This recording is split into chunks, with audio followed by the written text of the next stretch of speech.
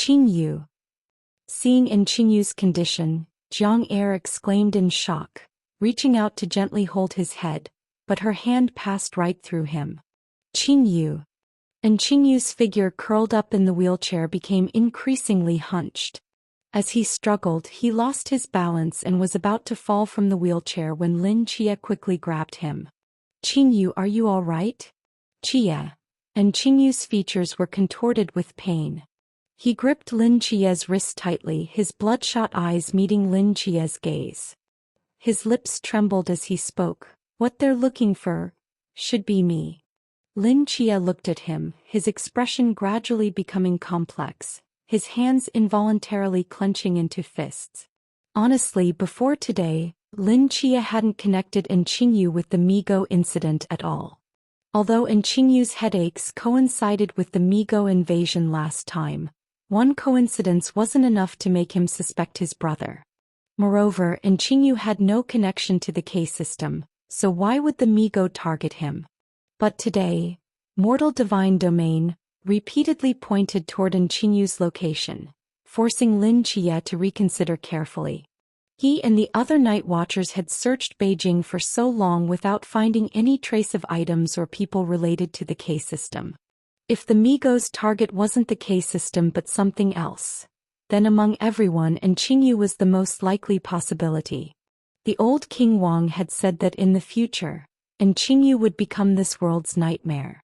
When meeting the future Qingyu in hell, his words seemed to indicate some connection with the K system. Combining this with the coincidence of Qingyu's headaches and the Migo invasions, all these fragments of information seemed to point in one direction. But even if Qingyu might be connected to the K system in the future, that was a future matter. Lin Chia knew clearly that the current Qingyu had absolutely no connection with them. He was just the deputy leader of the Nightfall team, nothing more. So why would the Migo target Qingyu? Although scattered information pointed suspicion toward Qingyu, there was no direct, clear evidence. Lin Chia had planned to take Qingyu and the others back to Beijing headquarters after the party to report this to Zuoqing and the Heavenly Court to see what they thought. But he never imagined that the Migo would descend at this moment. It's worth noting that the interval between the previous Migo invasions was 4 days, but now it had been less than 2 days since the last invasion. Seeing Qingyu's headache attack now, Lin Chia was basically certain of his suspicions. After all, one coincidence could be a coincidence, but 2 coincidences weren't so simple. Every time the Migo invaded, Qingyu would get headaches. There must be some connection between them. But now Lin Chia had no time to explore their relationship. There are 16 of them this time. Damn it, are their numbers growing exponentially? Lin Chia's face was extremely grim. Lin Chia could easily kill 1 Klein-level Migo, and they could handle 4 without much trouble. But if 16 appeared at once in different directions, where would they find enough people to stop them? 16. Hearing this number, Qin Han's heart sank. Where are they? Within 10 kilometers of Beijing University. Very close to us, but their positions are scattered and they're all rapidly approaching. Lin Chia glanced at Qingyu, who was clutching his head in pain. They seemed to have already locked onto Qingyu's position. After the battle at Chinen Pass, there were very few Klein boundary night watchers left. Now with 16 Klein Migo appearing in Beijing's urban area at once, it was undoubtedly a disaster.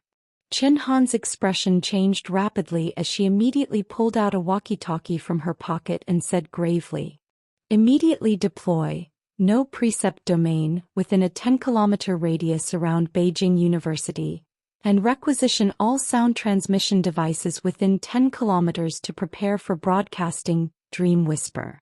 Lin Chia was familiar with these 2 standard prohibited items of the Night Watchers. He had seen both during his first mission with the Nanda Snake Demon. The former prevented outsiders from entering the barrier, while the latter could reshape listeners' short-term memories through sound transmission. When these 2 prohibited items were used simultaneously, it meant the situation had become extremely serious. 16 Migo, We definitely won't have time to kill them separately. The only option now is to gather them on campus and kill them all at once.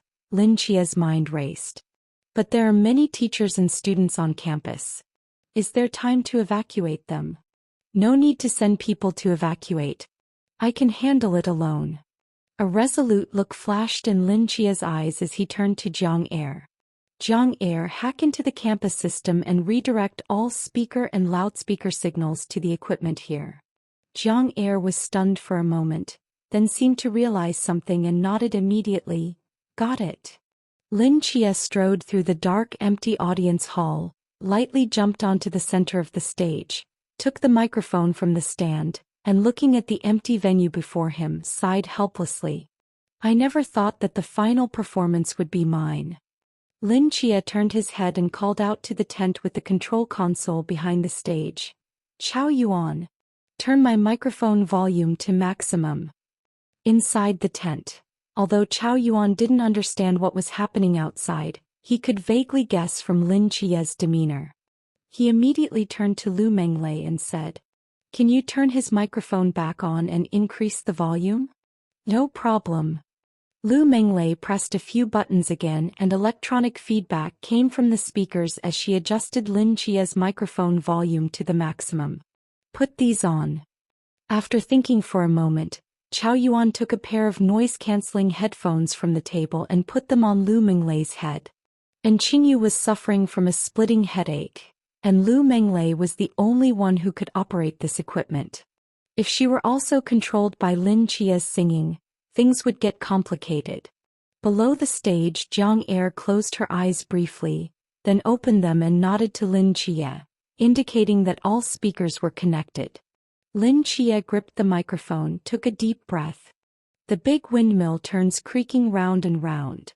The melodious yet strange singing voice transmitted through every speaker at Beijing University.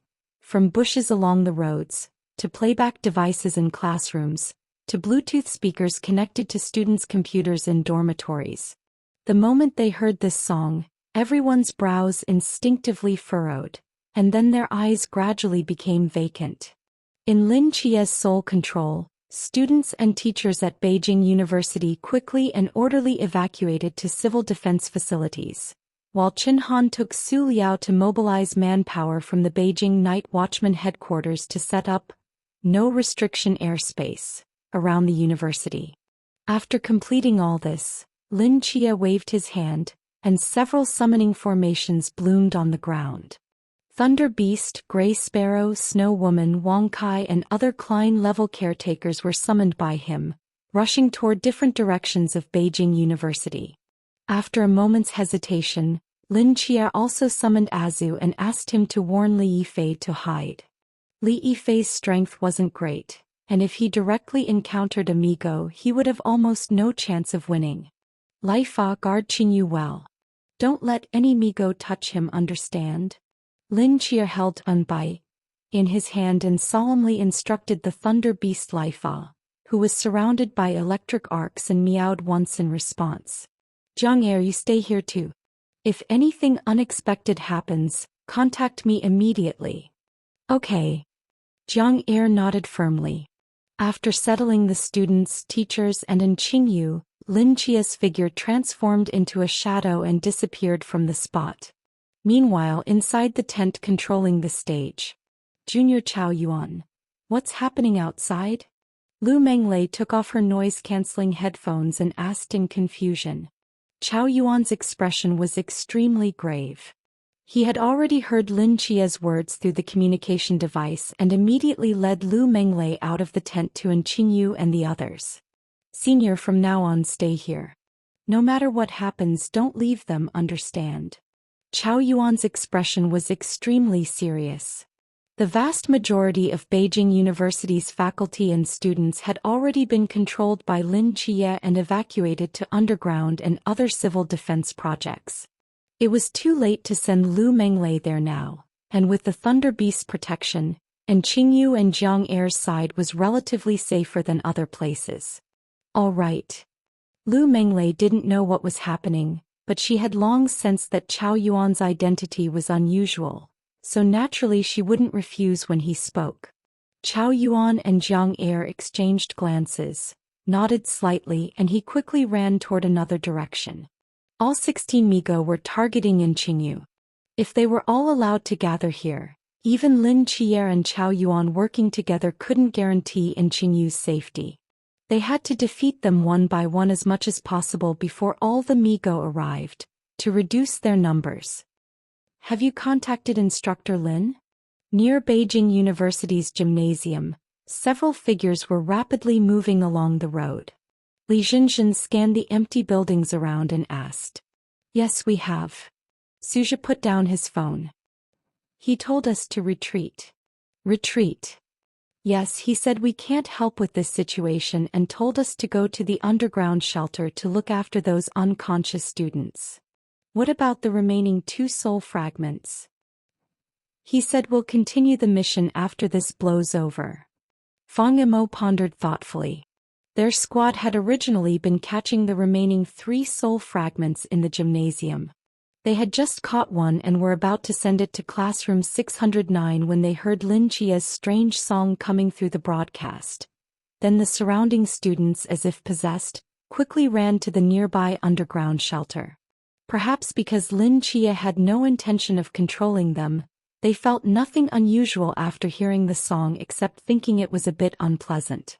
Confused, they walked through the empty campus and finally managed to contact Lin Chia. Temporarily controlling so many students and sending them underground for shelter means something terrible is about to descend here, Su Yuan said solemnly. Captain, what should we do next?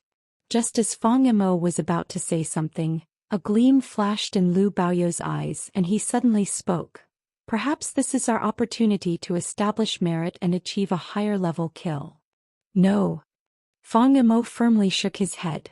If Lord Chia told us to retreat, it must be because he believes the enemy's strength is beyond our capabilities, with almost no possibility of a higher level kill. Reckless action might not only cause casualties but also create trouble for Lord Chia and the others. We follow orders and go directly to the shelter.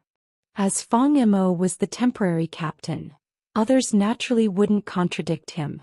Even Lu Baoyou, who usually liked to oppose him, didn't say anything more this time and quickly ran toward the nearby shelter. Where is everyone? Where did everyone go? Just as they were about to leave, a window suddenly opened in a nearby dormitory building. A bare-chested male student holding a towel was looking around in confusion through the window, with water droplets still hanging from his hair. What's going on? I just took a shower and everyone's gone. Hey, don't scare me like this. His panicked calls echoed on the desolate road. In the distance, Fang Yimou suddenly stopped and looked back, his ears twitching slightly as if catching something. What's wrong? Suja asked in confusion. There's still someone in the dormitory. He must have been in the bathroom showering when Lord Chia was singing, so he was left behind. What should we do? Fang Yimou barely hesitated before saying, Go back and get him. Our mission is to take care of these students. We can't leave him alone here. Everyone quickly ran back toward the dormitory building. The male student standing at the window looked around in confusion.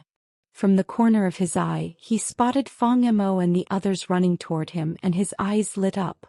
Hey, do you know where everyone? Boom. Before he could finish, there was a thunderous explosion from the top floor of the dormitory. The corner of the roof was smashed by something flying at high speed, sending debris and dust flying. The bare-chested student was startled by this sudden attack and shrank back behind the window. Just as he was cautiously peering out again, a strange creature with tentacled flesh nodule head and pink body vibrated its membranous wings and slowly flew to the window. Seeing this bizarre monster, the student was completely terrified. He forgot even to cry out in fear, standing frozen like a stone statue, his pupils violently contracting. Just as the monster's flesh nodule head was about to crawl through the open window, the wall suddenly distorted, transforming into a rock demon with ferocious fangs that bit directly at the Migo's head, forcefully trapping its body in midair. Bang! The window of the adjacent dormitory shattered. A shadow nimble as a white cat instantly passed through the corridor to appear behind the student, hoisted him onto a shoulder and turned to run toward the window on the other side. With a light tap of the foot they leaped down from the 5th floor. The membrane wings of the Migo vibrated with a buzzing sound. Its body shuddered, instantly shattering the rock demon that had bitten it. It turned in midair to look down at Lu Baoyu and the others, the tentacles on its head writhing in apparent anger. "Run!"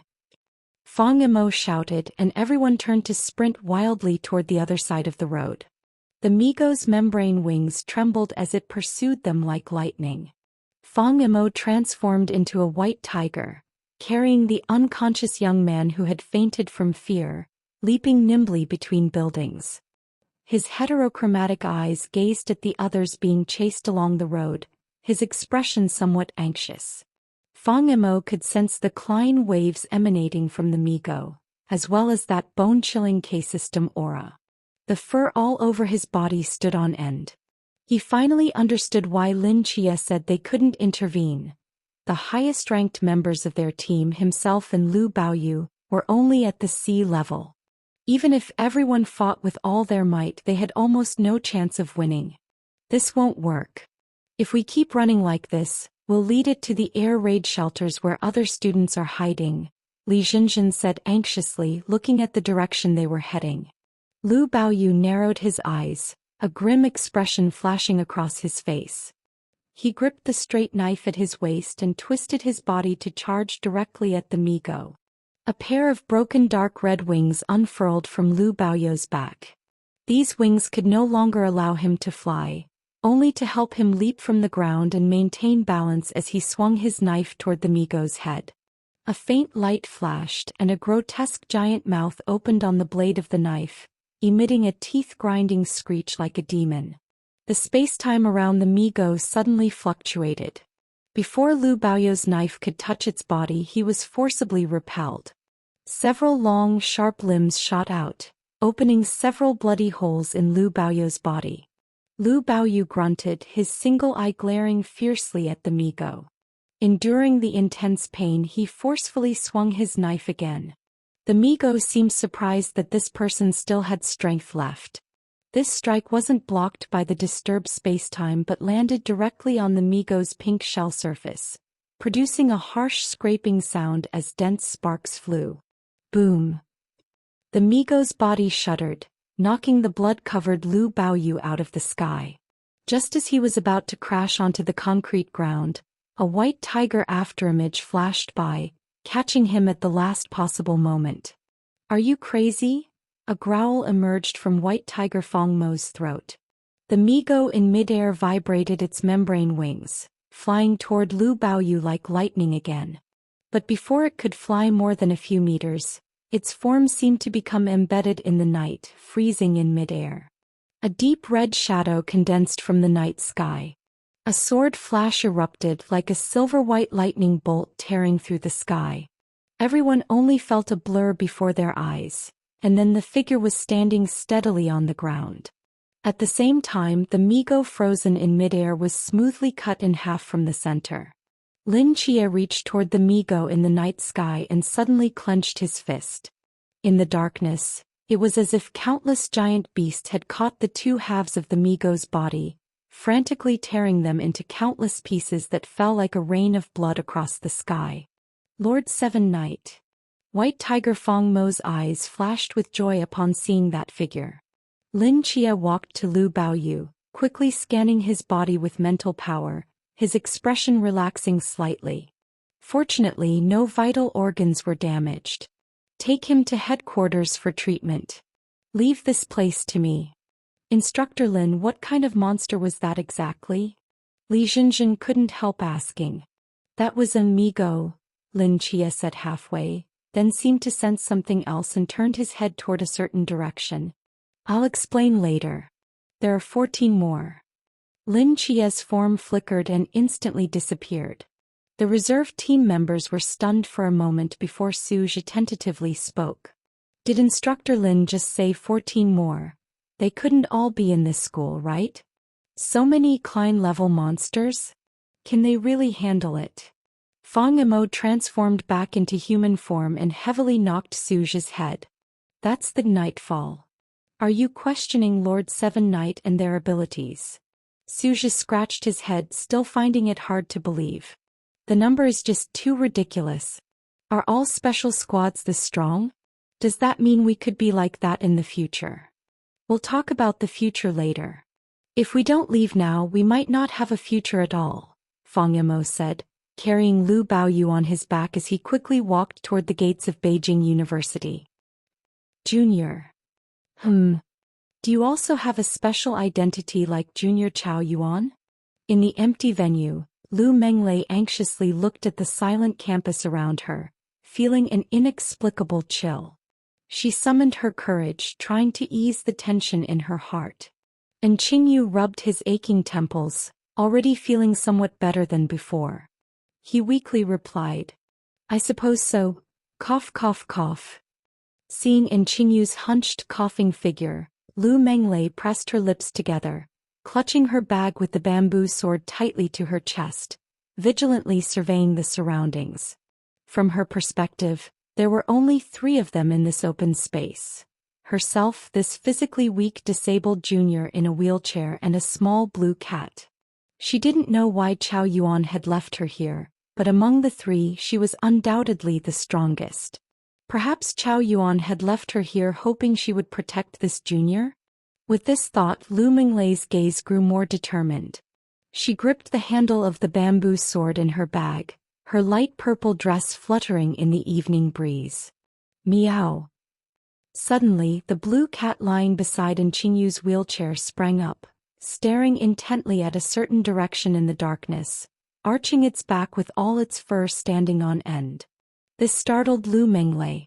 She immediately gripped her bamboo sword and looked in that direction.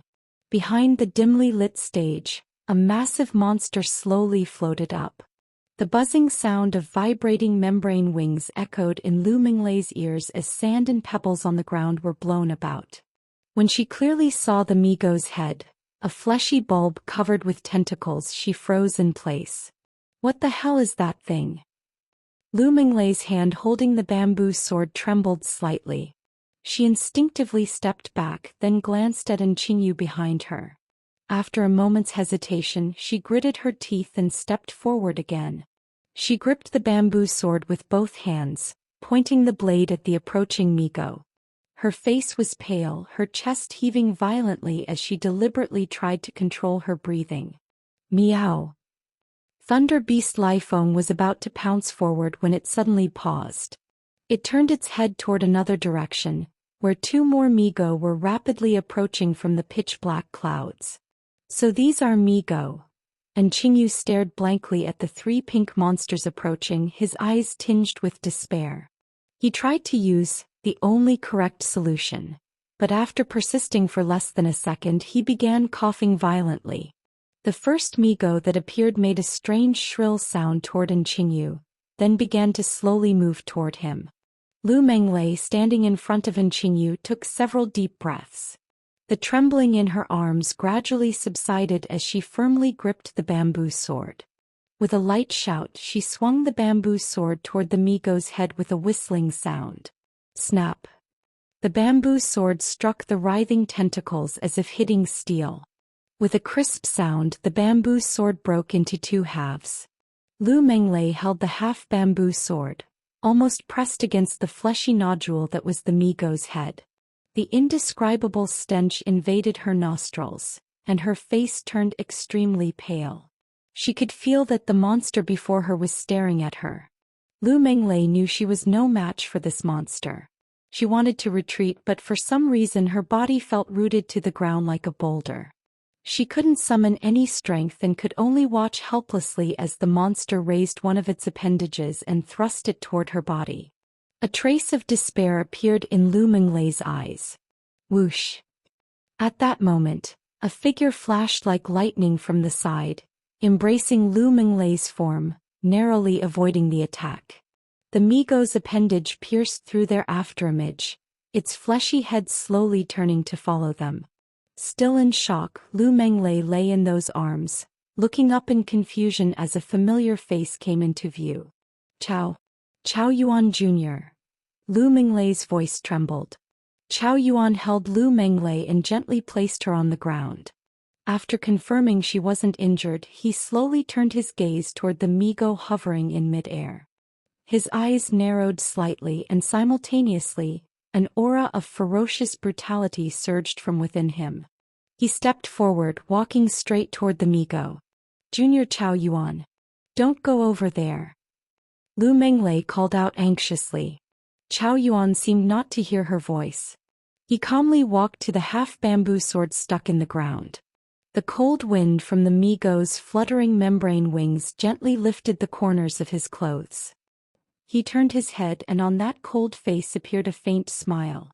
You've always wanted to see me use a blade, right? This time, you better watch carefully. The Migo's massive form shrieked as it charged toward Chao Yuan. In the gusting wind, Chao Yuan's hand gripped the half-bamboo sword and forcefully pulled it from the ground. Clang. As the bamboo sword was pulled from the earth, it unexpectedly made the sound of metal striking metal. At the same time, surging murderous flames instantly covered Chao Yuan's entire body. Black flames enveloped Chao Yuan, wildly surging in the night as he flashed forward gripping the half-bamboo sword.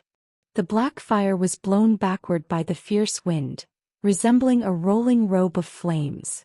Seeing this scene, Lu Menglei stood frozen in place, disbelief appearing in her eyes. Junior Chao Yuan, she murmured. The physical form of the half-bamboo sword was completely consumed in the murderous flames, but a long black flame blade was firmly grasped in Chao Yuan's hand. With a deep, sinister laugh, the berserk Chao Yuan instantly flashed in front of the charging Migo. The murderous blade struck one of the appendages, and the blade's light poured out like a fiery crescent moon, directly severing the Migo's limb. The creature, in pain, flapped its wings and rose, instantly putting dozens of meters between itself and the berserk Chao Yuan. But Chao Yuan had no intention of letting it go. He crouched slightly, then shot up into the sky like a cannonball, precisely grabbing the base of one of the Migo's membrane wings. Several murderous blade lights tore ghastly gashes in the wing, and its body, carrying the berserk Chao Yuan, swayed as it rapidly plummeted from the sky. In midair, the berserk Chao Yuan thrust the murderous blade directly into the Migo's body through its neck. The creature's body struggled and twisted, emitting painful shrieks during the free fall. The berserk Chao Yuan released his grip on the blade and instead grabbed the fleshy head with its writhing tentacles. The murderous flames around his body rolled as he growled, using all his strength to forcefully tear it apart. The Migo's shrieks became increasingly miserable. The berserk Chao Yuan grinned ferociously and suddenly tore open a bloody gash in its head, then with unstoppable force directly ripped its head along with its body into two halves. Foul-smelling blood sprayed from midair as the berserk Chao Yuan gripped the murderous blade, leaped downward, and turned to deliver an exaggerated slash of murderous flame toward the sky. A sea of black fire instantly covered the entire sky. Chao Yuan, wearing his robe of black fire and gripping the long blade, landed steadily on the ground. The Migo, engulfed in murderous flames, crashed behind him and was quickly consumed completely. Without the slightest pause, his legs pushed off again, transforming into a black line as he shot toward the other two approaching Migo. Meow! At the same time, the thunder beast Lai Fu raised its head and called out. A thick bolt of lightning struck down from the clouds, and within the deep blue lightning, its body rapidly expanded, transforming into a 100-meter-tall thunder beast that surged forward. Dark lightning and black flames divided the battlefield. Lu Menglei stood dumbfounded as if in a dream. This is the true appearance of this world, the pale-faced Qingyu slowly said, looking at the distant battlefield. Chao Yuan, myself, 7 knights. We are destined not to belong here. Perhaps after tonight we will have to leave. Hearing these words, Lu Menglei's heart trembled. Her sweat-covered hands slowly clenched as she stared at the figure wrapped in murderous flames, lost in thought. Under the joint assault of the Divine Realm Thunder Beast and the Berserk Chao Yuan, the two Mi-Go quickly turned to ashes. The Berserk Chao Yuan's form landed on the ground. He turned his head toward Lu Minglei's direction and after a moment's hesitation, walked straight toward her. The black murderous flames rolled in the air as Chao Yuan, gripping the murderous blade, made a motion of sheathing his sword. The flames around his body rapidly coiled into the nothingness at his fingertips, leaving only a few small embers of fire intertwining around him before gradually dissipating. Chao Yuan stood before Lu Menglei, looked into her eyes and slowly spoke. "Did you see clearly?" Only when Chao Yuan spoke did Lu Menglei come back to her senses. She looked at his eyes with complexity and nodded, "Yes." "How did it feel?" "A bit scary, but very cool, very impressive." Chao Yuan carefully examined Lu Minglei's face. He saw not a trace of fear in her, but rather a more passionate gaze directed at him. "Aren't you afraid?" "Afraid? You're Junior Chao Yuan, why should I be afraid?" Lu Menglei glanced at Chao Yuan's hand and smiled helplessly. "No wonder you were unwilling to use a bamboo sword in front of me. If you had used it earlier, I might have asked you to take me as your disciple." "Chao Yuan." Chao Yuan opened his mouth about to say something, when Lin Chia's form suddenly appeared from the darkness above. "Be careful, they're coming." 5th Teaching Building, Room 609. Li Yifei stood by the dim window, gazing at the distant roaring venue, his brows tightly furrowed. Inside the classroom, the remnant souls seemed to sense the terrifying battle aura from that battlefield. Shrinking into the farthest corner of the classroom, their expressions filled with panic and fear.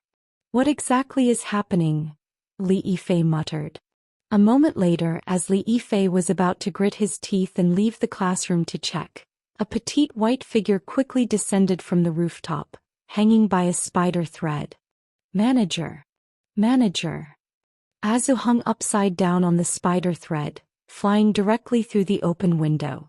Upon seeing Li Yifei, tears welled up in her eyes as she threw herself into his arms. "Azu." Li Yifei, seeing Azu, instinctively stroked her head while asking in surprise, "Why are you here? Where's Chia?"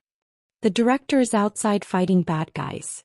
He told me to find you and tell you to quickly go to the underground air raid shelter nearby to take refuge." "Take refuge? What's happening outside?" "I can't explain clearly, anyway it's very dangerous. Just now when I was coming I saw several pink giant insects flying overhead. They looked terrifying." Azu's face turned pale as if remembering something.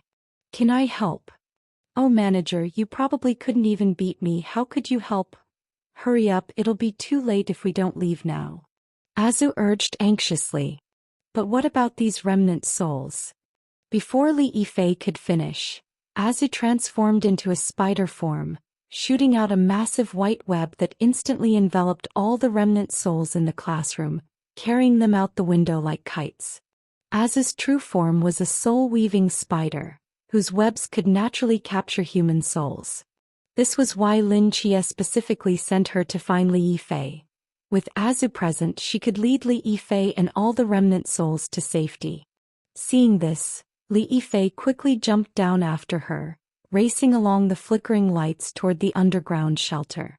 Perhaps because all the Mi-Go had been drawn to the venue, the two ran without encountering any monsters and quickly reached the air raid shelter, where students and teachers lay densely packed on the ground, already fallen into deep sleep. Li Yifei sat down by a pillar with his guitar on his back, letting out a long sigh of relief. "That was terrifying.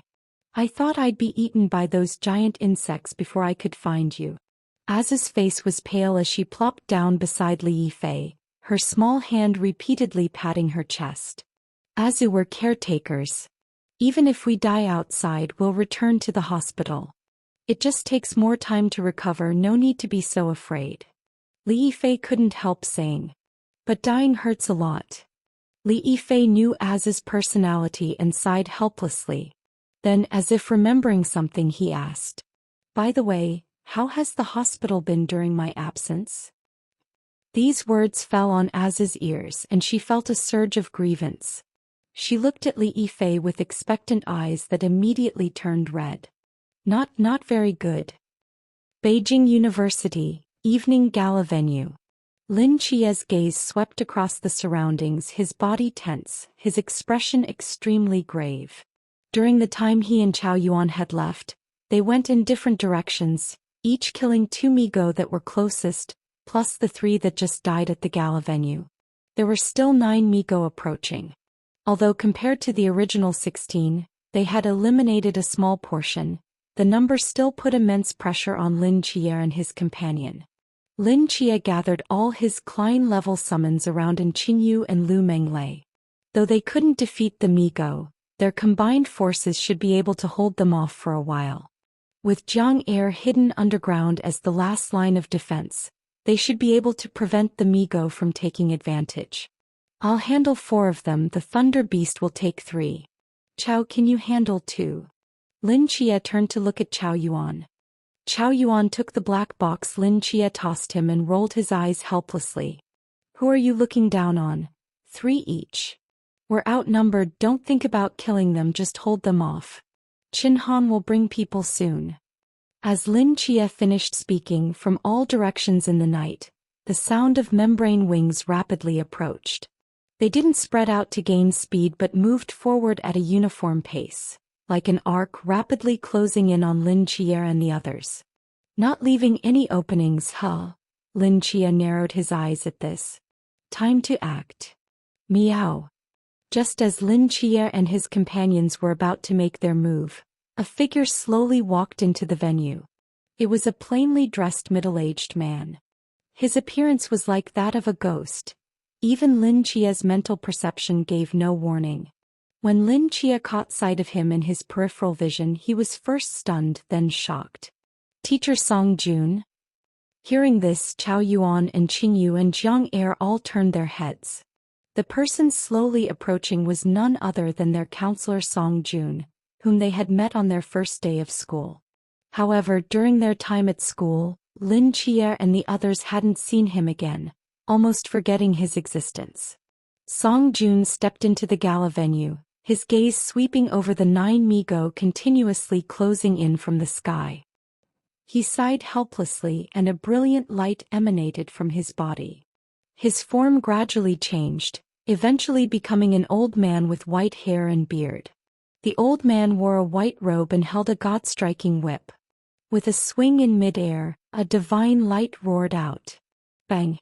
A Migo screamed in agony, instantly shattering into a mist of blood.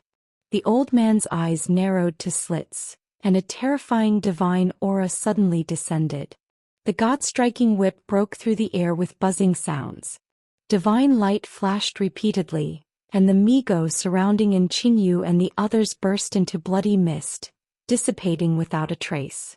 In an instant, most of the 9 Migo were dead or injured. The remaining few seemed to realize the old man's terrifying power. The space-time around them rapidly distorted, their forms fading. Just as they were about to escape, a domain instantly expanded from beneath Lin Chia's feet, forcibly pushing them back out. Several bloody mists were shredded by the divine light, and the air once again fell into dead silence. In less than half a minute, all 9 Migo had perished. Lin Chia and the others exchanged glances, joy appearing on their faces. That is, Lu Menglei stared blankly at the white-robed old man who descended like a deity and asked in confusion. That's our great Xia's Jiang Taigong. Chao Yuan walked to her side and explained. The leader of the gods in mythology. So gods really exist? Lu Menglei's mouth fell open as she asked in confusion. But why would Jiang Taigong become our school counselor? Chao Yuan didn't answer because he didn't know the answer to this question either. Having killed 9 Migo in one breath and resolved this crisis, there was no trace of joy on Jiang Zia's face. Holding the god-striking whip, his gaze fixed on Qingyu sitting in the wheelchair as he walked forward step by step. Jiang Zia had just taken a few steps when a figure melted into the night, quickly appearing before him. Lin Chia, wearing a deep red cloak, clasped his hands and respectfully bowed, saying, "Junior Lin Chia pays respects to Grand Master Jiang." Jiang Zia stopped in his tracks. His gaze shifted from Qingyu to Lin Chia before him, his expression somewhat complicated. "No need for formalities. May I ask why Grand Master is here?" "Lin Chia, why I am here, can't you already guess?" Jiang Zia didn't answer, but instead sighed and asked Lin Chia in return. Lin Chia remained silent for a moment, stood straight and slowly said, "Grand Master's transformation technique is truly remarkable. When we first met you, we didn't notice anything unusual. However, I boldly guess that Grand Master has disguised himself as an ordinary person and secretly remained at Beijing University, perhaps to monitor us." Jiang Zia and Lin Chia stared at each other for a long while before he shook his head and said, "I'll be direct. Today, Qingyu must return with me to the Celestial Court." "Return to the Celestial Court?" Lin Chia raised an eyebrow. "For what purpose?" Jiang Zia let out a long sigh. "Lin Chia, it's not that I don't want to tell you. You must have guessed Qingyu's special nature. After observing him for this period, it can be determined that he is no longer suitable to remain in the mortal world.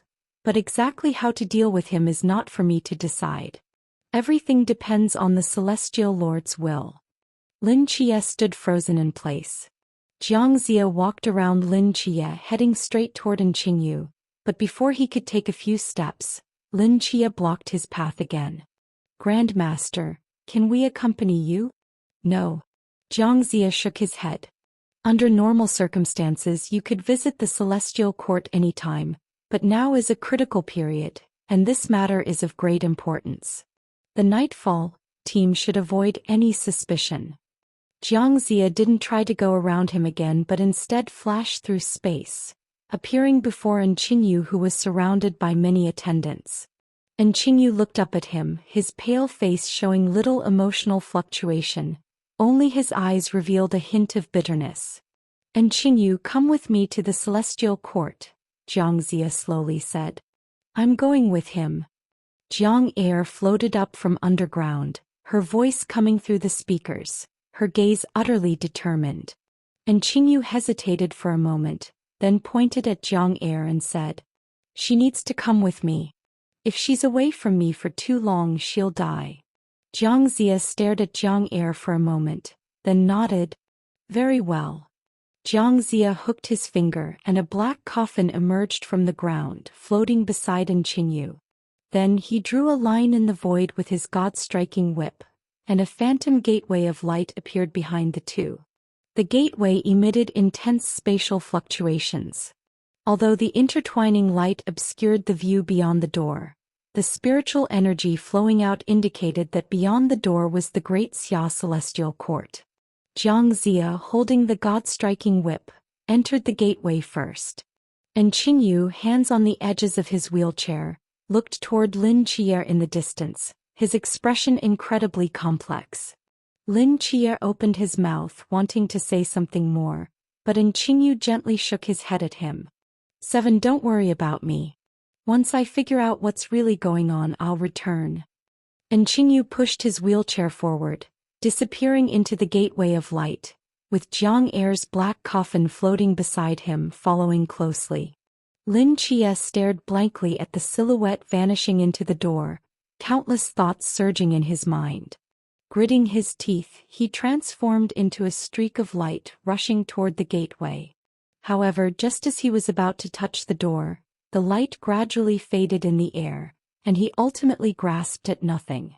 The empty venue once again fell into dead silence. Lin Chia stood bewildered at the spot where the gateway had disappeared. The cold wind brushed his cheeks, and for some reason within Qingyu's disappearance, he had a very bad premonition in his heart. 7. Chao Yuan stepped forward, his brow full of confusion. What exactly happened? Why did Grand Master take Qingyu away? Qingyu is probably connected to the Gram system. The Gram system? Chao Yuan was stunned, then frowned deeply. You mean he's a traitor? How is that possible? Qingyu certainly can't be a traitor. There must be something we don't know.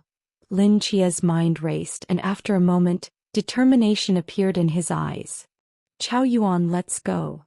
Where to? To the Celestial Court. Maybe things aren't as serious as you think. Qingyu just saved the gods of Great Xia, they certainly won't harm him.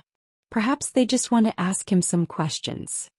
I trust the Great Xia gods and I trust Qingyu, but in this matter I have an ominous feeling. Perhaps it's related to what I saw in hell. In Lin Chia's mind appeared the image of an Qingyu wearing a gray robe, walking in the mist. He continued gravely, I won't be at ease until I understand what's happening with Qingyu.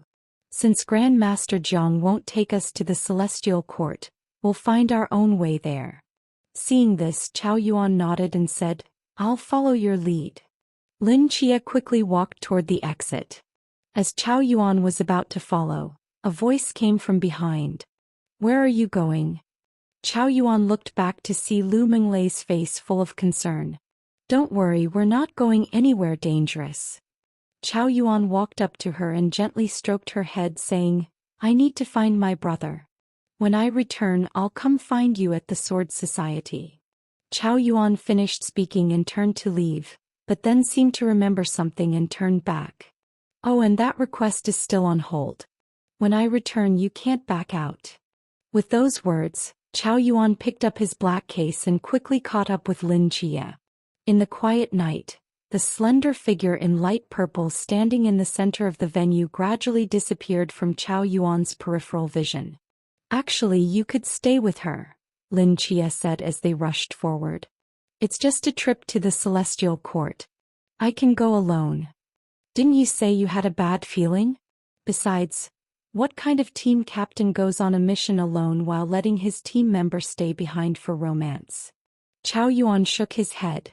Qingyu is my brother too. I can't just stand by. Seeing Chao Yuan's determination, Lin Chia didn't try to persuade him further, but silently increased his speed to the maximum. Under the dim starlight, Chao Yuan looked at Lin Chia's anxious profile, and after a moment of silence spoke again. 7. What is it? Chao Yuan slowly said, We are Nightfall, and you are our captain. Whatever you plan to do in the future, we will support you. Even if one day you have to fight against the entire world, we will stand by your side. Hearing these words, Lin Chia was slightly stunned. This phrase sounded somewhat familiar to him. Lin Chia only pondered for a moment before remembering where he had heard it before. When he first captured Black Pupil said he came to find Lin Chia because he was guided by a certain existence. And the words that existence asked him to convey seemed very similar to what Chao Yuan had just said. Where did you hear this phrase from? Lin Chia asked puzzledly. Chao Yuan was taken aback. Where? I just suddenly thought of it and said it. What's wrong? Nothing. By the way, are we just leaving like this? Aren't we going to call Li Yifei? I promised him that I would let him live a normal life. Lin Chia looked back in the direction of Beijing University and smiled slightly. He has found a place that suits him, so let him stay. Indeed, with his personality and abilities, he would be welcomed anywhere. Chao Yuan nodded. Speaking of which, how do we get to the Heavenly Palace? The location of the Heavenly Palace is constantly changing. It's unclear whether it's currently within Daxia's borders or in the mist. The only ones who might know its location besides the gods of Daxia would be Commander Zhua. You mean? Lin Chia's eyes narrowed slightly. Only Commander Zhua knew about our coming to Beijing University apart from us. But on our first day at the university, we encountered Jiang Taigong disguised as a counselor. The Daxia gods knew in advance that we were coming to Beijing University, and the one who notified them should be Commander Zhua.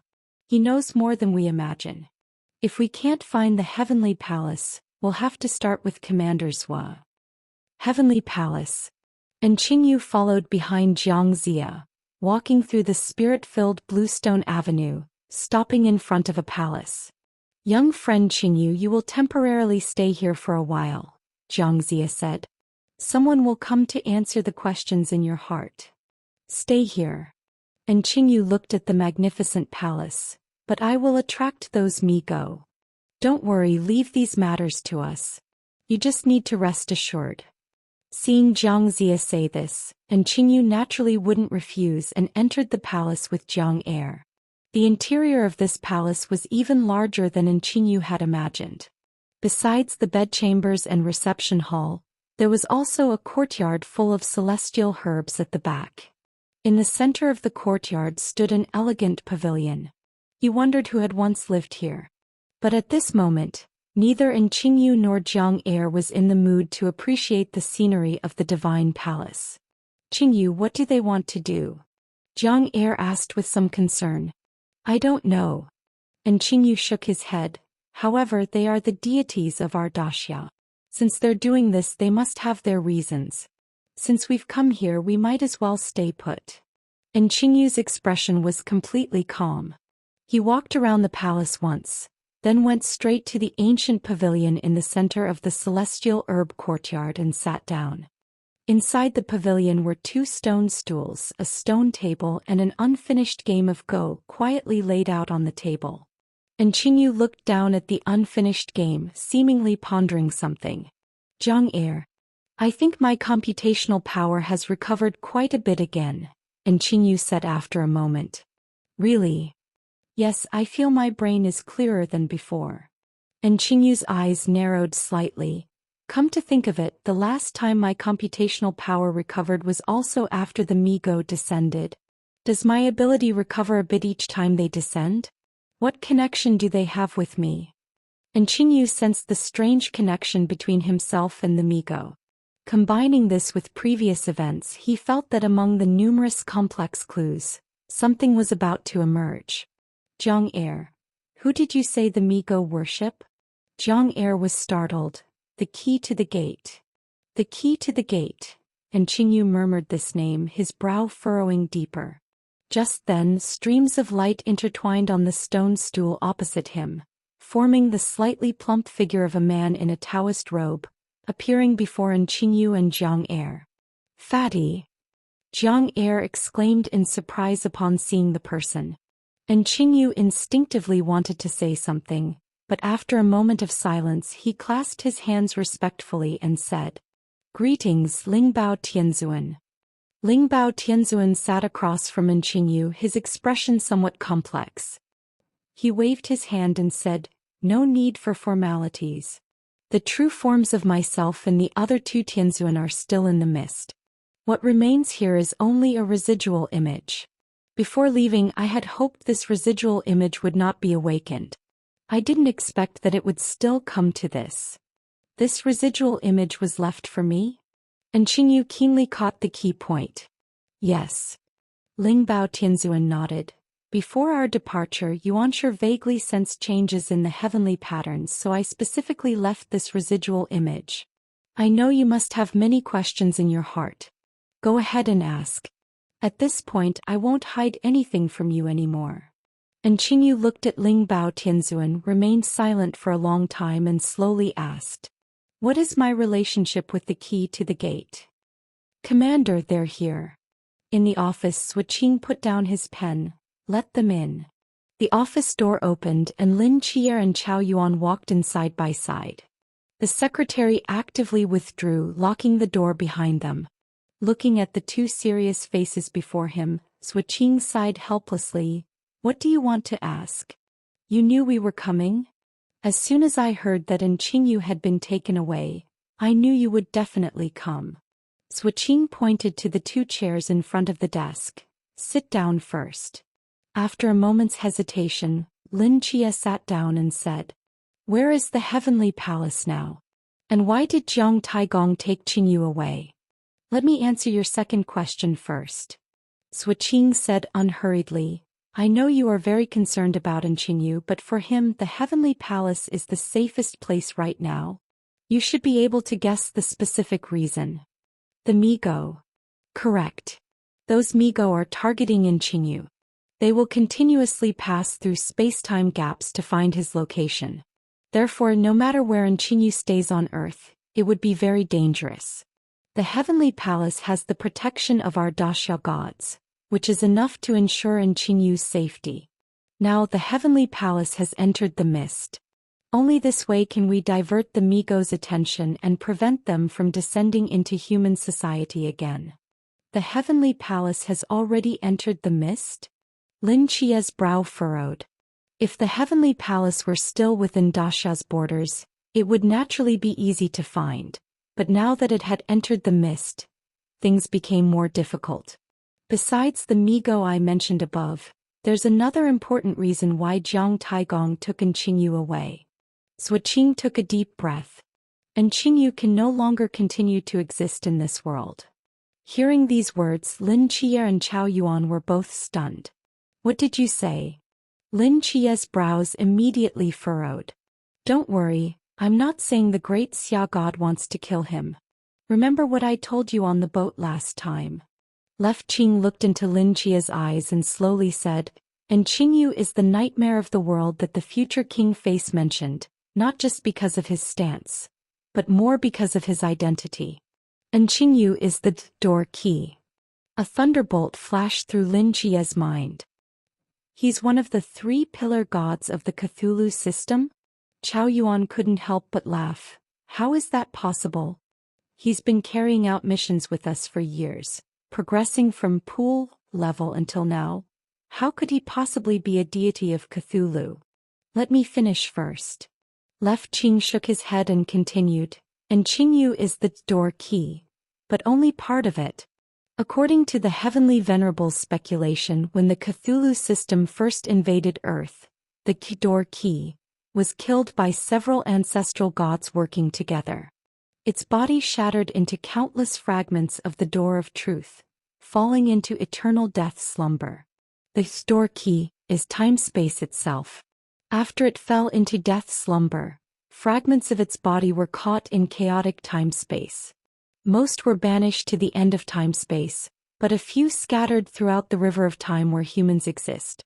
Some of these fragments were recovered by Cthulhu deities like the bubble Zeus used to banish us, but others were never found. If our guess is correct, and Qingyu merged with one of the door key fragments when he was still an infant, becoming part of the door of truth. Strictly speaking, from that moment on he was no longer human but the door of truth itself. His only correct solution is a manifestation of the door of truth's power. He inherited the omniscient and omnipresent power of the door key, able to deconstruct all worldly matter and forbidden domains, divine domains, and make them part of himself. The more he deconstructs, the more powerful he becomes, and the more complete his control over the door of truth becomes. When he fully controls the entire door of truth and becomes the only omniscient and omnipresent truth in the world, the door key will awaken from its eternal slumber. At that time he will become the door key. This speech left both Lin Chia and Chao Yuan bewildered. Lin Chia stood dazed for a long while before digesting this information, then spoke in disbelief. Even if he is a fragment of the door of truth, that doesn't mean he'll definitely grow into the door key, right? As long as he doesn't continue to deconstruct the world, wouldn't that be enough? Left Qing sighed helplessly. Once, the Heavenly Venerable thought the same. After the future King Face warned Primordial Heavenly Venerable, he had been secretly observing in Qingyu. When he discovered the door of truth fragment in Qingyu's soul, he had already deduced the cause of everything. Actually, the most secure method at that time would have been to kill Qingyu directly and completely destroy that fragment of the door of truth. But the Heavenly Venerable was merciful and didn't do so, instead sending you all to the National Fate Island. There you wouldn't have contact with the outside world, wouldn't participate in wars, and Qingyu wouldn't be able to deconstruct more matter. Perhaps in that place the revival of the door of truth could be suppressed.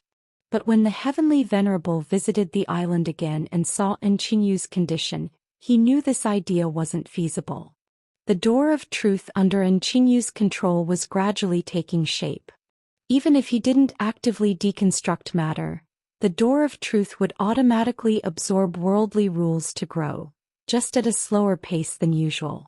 Since isolating you all didn't work, he didn't intervene when you broke out of the island. He had planned to deal with the door of truth after the war ended, but unexpectedly, and Qingyu actively drew in Cthulhu's contamination and used the power of the Door of Truth to reverse deduce our time-space location. This sounds simple, but no one in the world except Qingyu could do it because the fragment that banished us is part of the door key. Only the door key itself could calculate the time-space coordinates that the door key fragment leads to. And Qingyu saved everyone, but the Door of Truth, sensing Cthulhu's contamination, began to revive at an alarming rate. The Heavenly Venerable had no choice but to cut off Qingyu's contaminated soul while simultaneously planting a restriction deep in his soul, hoping to suppress the growth of the Door of Truth in this way. Wait. Lin Chia seemed to realize something. You mean the side effects? That's right. And Qingyu's symptoms during this period aren't side effects of his soul being cut, but due to the restriction left by the Heavenly Venerable. Left Qing sighed deeply. The Heavenly Venerable's restriction did effectively seal the Door of Truth, so Qingyu can't use his abilities and even his thinking is hindered. To complement the effect of the restriction, I also had Dr. Li prescribe a special formula for him that could suppress his soul's self-healing. But unexpectedly, the aura of the Door of Truth's revival attracted the Migo's descent. They frantically sought Qingyu because he is the God of Truth they worship. Have you noticed that after the Migo descend they search for signals like transmission towers? That's them communicating with the Door of Truth and sacrificing themselves through their deaths. As the Door of Truth grows stronger, the Heavenly Venerable's restriction can barely contain it anymore, so we must bring him to the Heavenly Court and thoroughly deal with the Door of Truth. As Left Qing's words fell, the entire office sank into dead silence. Deal with it, how? Chao Yuan's voice was somewhat hoarse. Left Qing looked at the two of them without speaking. Seeing his expression, Lin Chia and Chao Yuan's pupils slightly contracted. Since Qingyu had already become part of the Door of Truth, destroying him along with his soul would prevent the door key's revival. This was something they could figure out without Left Qing explaining further. The simplest and most effective solution. Chao Yuan slammed both hands heavily on the table and stood up abruptly, his eyes fixed on Left Qing. Commander Left, what are they going to do to Qingyu? How they'll handle it? I'm not sure either, but you should prepare yourselves mentally. Left Qing paused, his expression incredibly complex, and slowly said, This world cannot have another door key. They want to kill him? Chao Yuan's breathing grew heavy. But he's Qingyu. Just days ago he risked his life to save all of Great Xia, and now they want to kill him. Chao Yuan had witnessed Qingyu transplanting that arm onto himself. He knew better than anyone what kind of determination Qingyu had made and what kind of pain he had endured in the process, so naturally he couldn't accept this outcome. Chao Yuan, calm down. Lin Chia stood up and pressed on Chao Yuan's shoulder, saying in a deep voice, If the great Xia god wanted to kill Qingyu, Tai Gong could have done it just now. Perhaps they have other methods, who knows. Hearing these words, Chao Yuan's emotions gradually stabilized. He took a deep breath and released his grip on the desk. Left Qing helplessly closed his eyes and continued, Everyone knows about your relationship with Qingyu. And precisely because of this, I suggested to the great Xia gods that the Nightfall team should recuse themselves from this matter. After all, if you were to do something that causes the handling of Qingyu to fail, allowing the key to the door to return, it would bring catastrophe not just to Great Xia but to the entire earth. At that point, Nightfall would become the sinners of the entire world. But you are meant to be heroes, aren't you? Lin Chia met Left Qing's gaze and felt his heart tremble slightly. In Left Qing's eyes there were many complex emotions. Expectation, comfort, helplessness, guilt. This kind of look Lin Chia had seen before in Yi Fan's eyes. The difference was that Yi Fan had only witnessed part of Nightfall rise, while Left Qing had personally watched them grow from nothing to where they are today.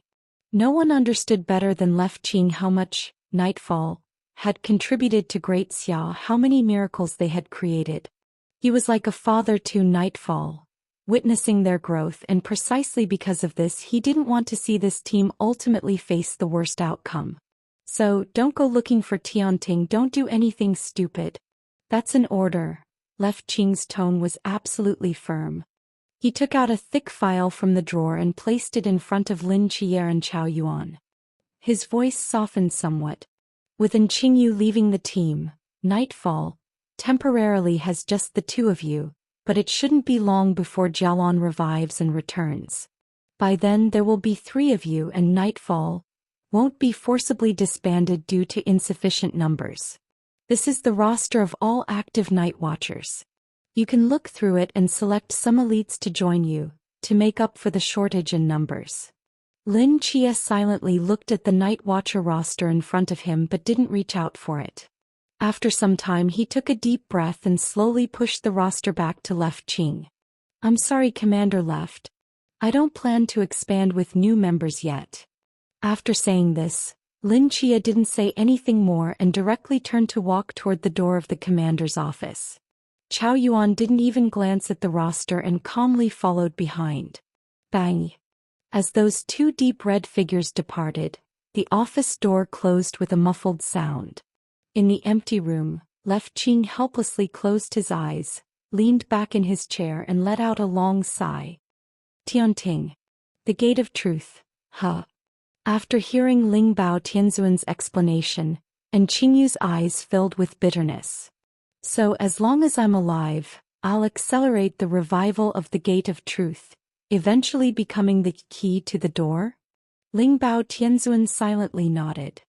But there's one thing I'm still not clear about, Qingyu paused for a moment. If the Gate of Truth revives because of me, will I become the key to the door? Or will the key to the door use my body to be reborn? Neither. Ling Bao Tianzuan shook his head. The key to the door is the embodiment of truth, a part of truth, and also the guardian of the Gate of Truth. You might not understand this way. Do you know what a spirit of an artifact is? You mean the spiritual essence cultivated by divine artifacts? Exactly. The key to the door, in a sense, is the spirit of the Gate of Truth. So it cannot die by itself because truth will never be erased. The only way to eliminate it is to destroy the Gate of Truth itself, putting the key to the door into a slumber that's infinitely close to death. That's what the ancestral gods did back then. But your existence is causing the Gate of Truth to continuously repair itself. When it is fully restored, the key to the door will naturally awaken. Strictly speaking, you are different entities, but your fates are closely intertwined like a divine artifact and its spirit. Does that make sense to you? Qingyu nodded. I understand now. Then, what do you plan to do? Jiang Er's lips pressed together. Ling Bao Tianzuan looked at Qingyu with complexity, and after a long silence he finally spoke. The simplest and most direct method would be to kill you, destroying both your body and soul. This way, the Gate of Truth would have no possibility of revival. Hearing these words, Jiang Er's gaze intensified and her face immediately turned pale. Qingyu just calmly nodded. That is indeed the most reliable and cost-effective approach. Just by killing me, you can prevent the revival of something that counters the three pillar gods. His expression didn't change at all, as if he wasn't talking about his own death, but rather a rigorous scientific demonstration. But I don't want to do that, Ling Bao Tianzuan said slowly. To prevent the revival of the Gate of Truth, the key is to stop it from deconstructing the world. You are like the eyes of the Gate of Truth. As long as you are completely separated from this world, it naturally won't be able to continue recovering. Separate from this world, how would that be done? By sealing you. Around Ling Bao Tianzuan's body, a faint halo appeared, weaving into countless complex patterns that displayed before Qingyu. With the combined power of all great Xia gods, we will place 99,999 seals on you, sealing every inch of your skin and soul, then sink you into Tianting's spirit abyss, completely isolating you from this world. This way we can both preserve your life and prevent the revival of the key to the door. Qingyu was stunned for a moment, then smiled helplessly. It sounds like some kind of punishment. Are you condemning me to eternal solitude? No, the seals will lock away your thoughts and perceptions. You won't feel the passage of time at all.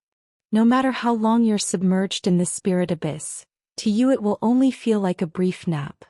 You won't experience loneliness or any other emotions. Ling Bao Tianzuan paused, and Qingyu, rest assured, as long as this poor Taoist is alive, I will continuously seek a method to completely eradicate the key to the door. One day you will see the light again. Though this might take a very long time, perhaps 100 years, 1,000 years, or even 10,000 years. And Qingyu looked at Ling Bao Tianzuan for a moment, then smiled slightly. I trust you whether you're Bailey Pang Pang or Ling Bao Tianzuan, I trust you. But I have one more question. And Qingyu reached out his hand and pointed to Jiang Er beside him.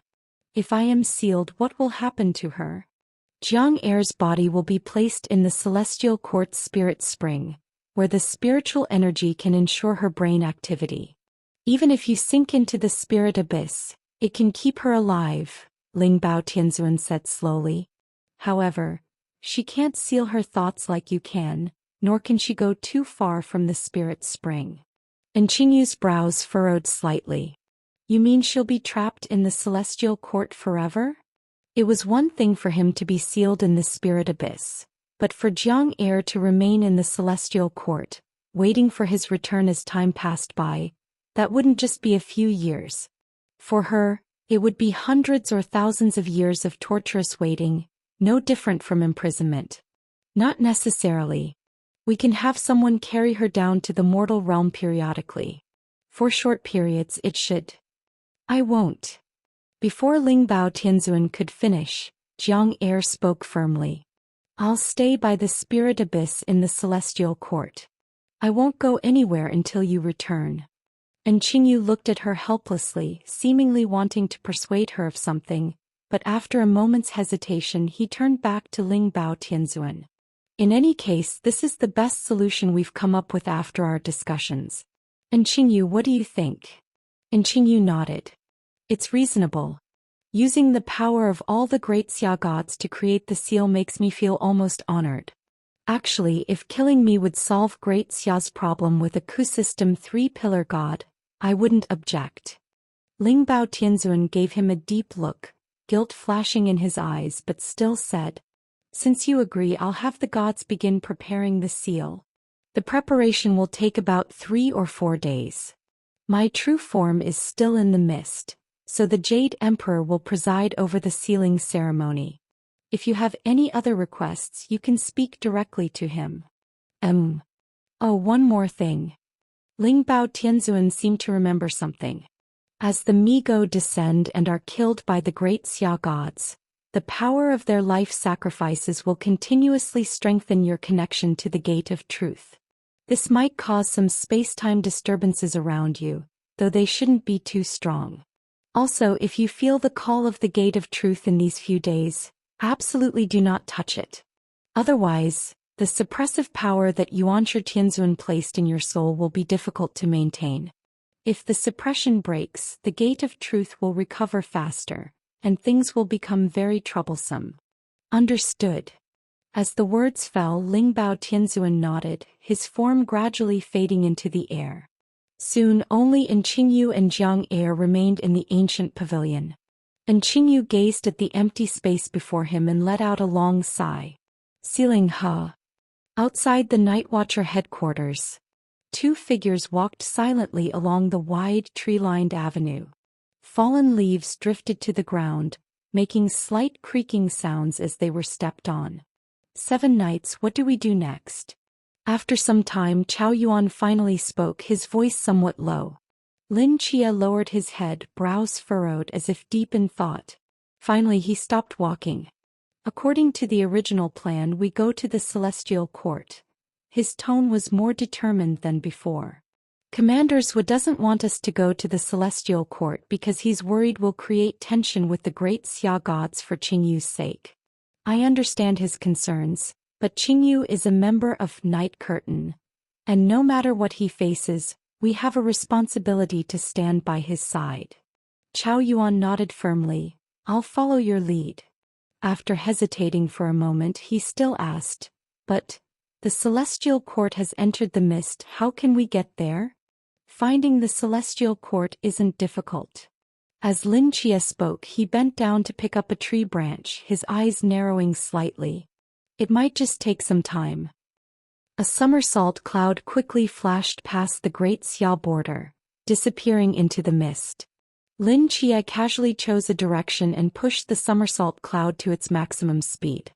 Although miracles weren't effective every time, if they tried enough times, they would eventually locate the celestial court. Since returning from Asgard, Lin Chia hadn't entered the mist again.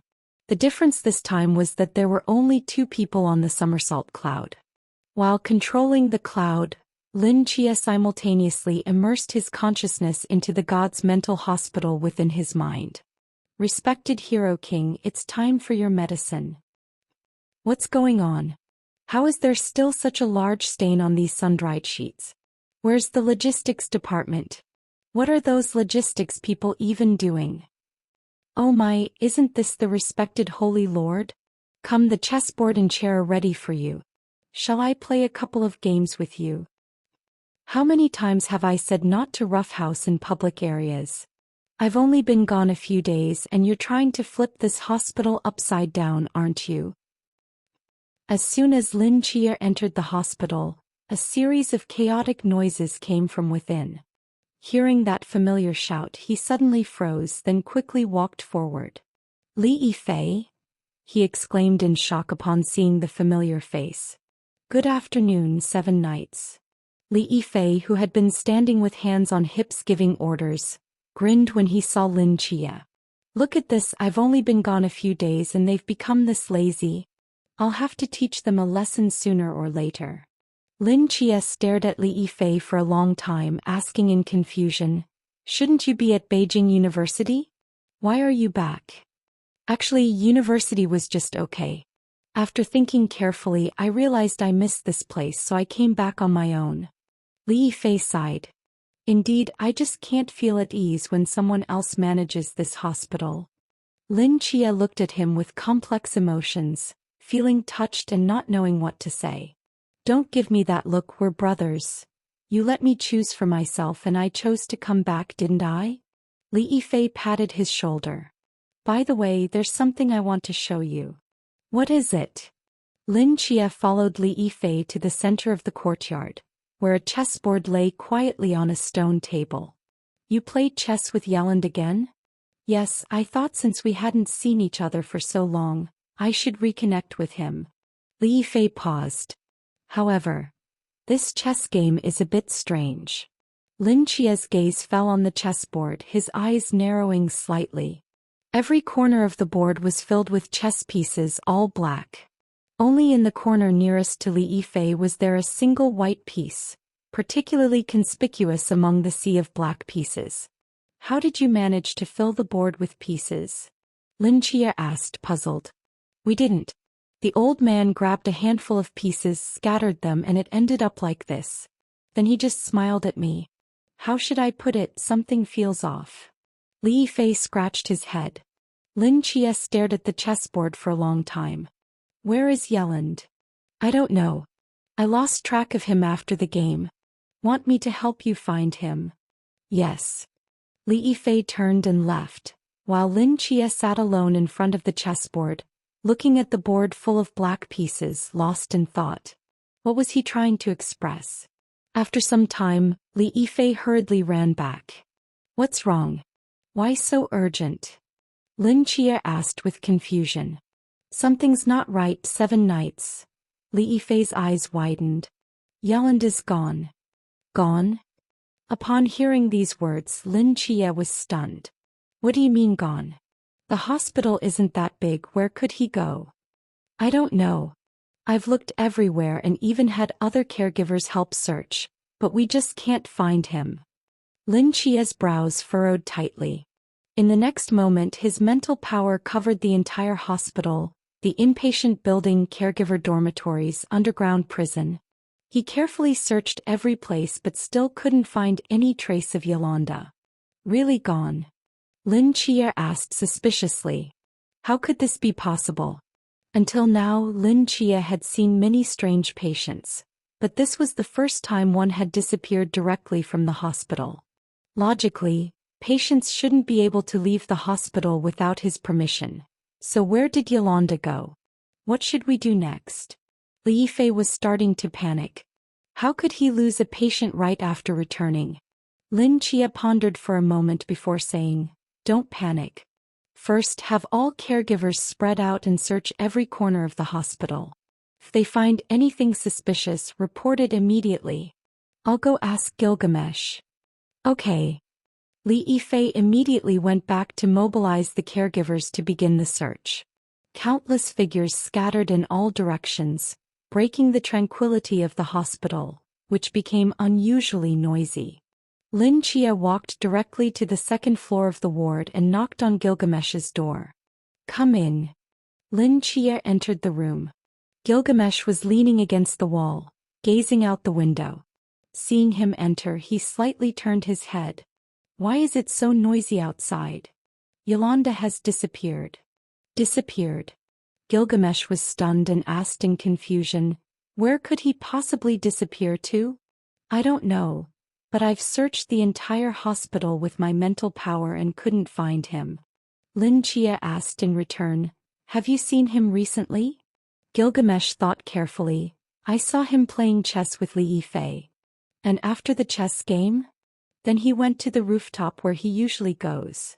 Lin Chia turned to look out the window. From Gilgamesh's room, one could see the top of the opposite building. Lin Chia remembered that Yolanda often stood there overlooking the hospital when he had nothing to do. The king hates that fellow because every time he stands there, it's as if he's looking down on the king. Gilgamesh seemed to recall something and snorted coldly, his expression very displeased. "Has he shown any unusual behavior recently?" "Unusual?" Gilgamesh pondered for a moment. "Besides his habit of looking down from above, he also seems to like looking up at the sky lately." The king noticed this by chance. "Looking up at the sky? Is there something in the sky?" "No, there's clearly nothing there." Lin Chia's frown deepened. Under Gilgamesh's description, Yolanda's behavior seemed increasingly strange. Although he was strange to begin with. Lin Chia asked a few more questions but gained no further insights. Gilgamesh couldn't possibly stand by the window watching Yolanda all day.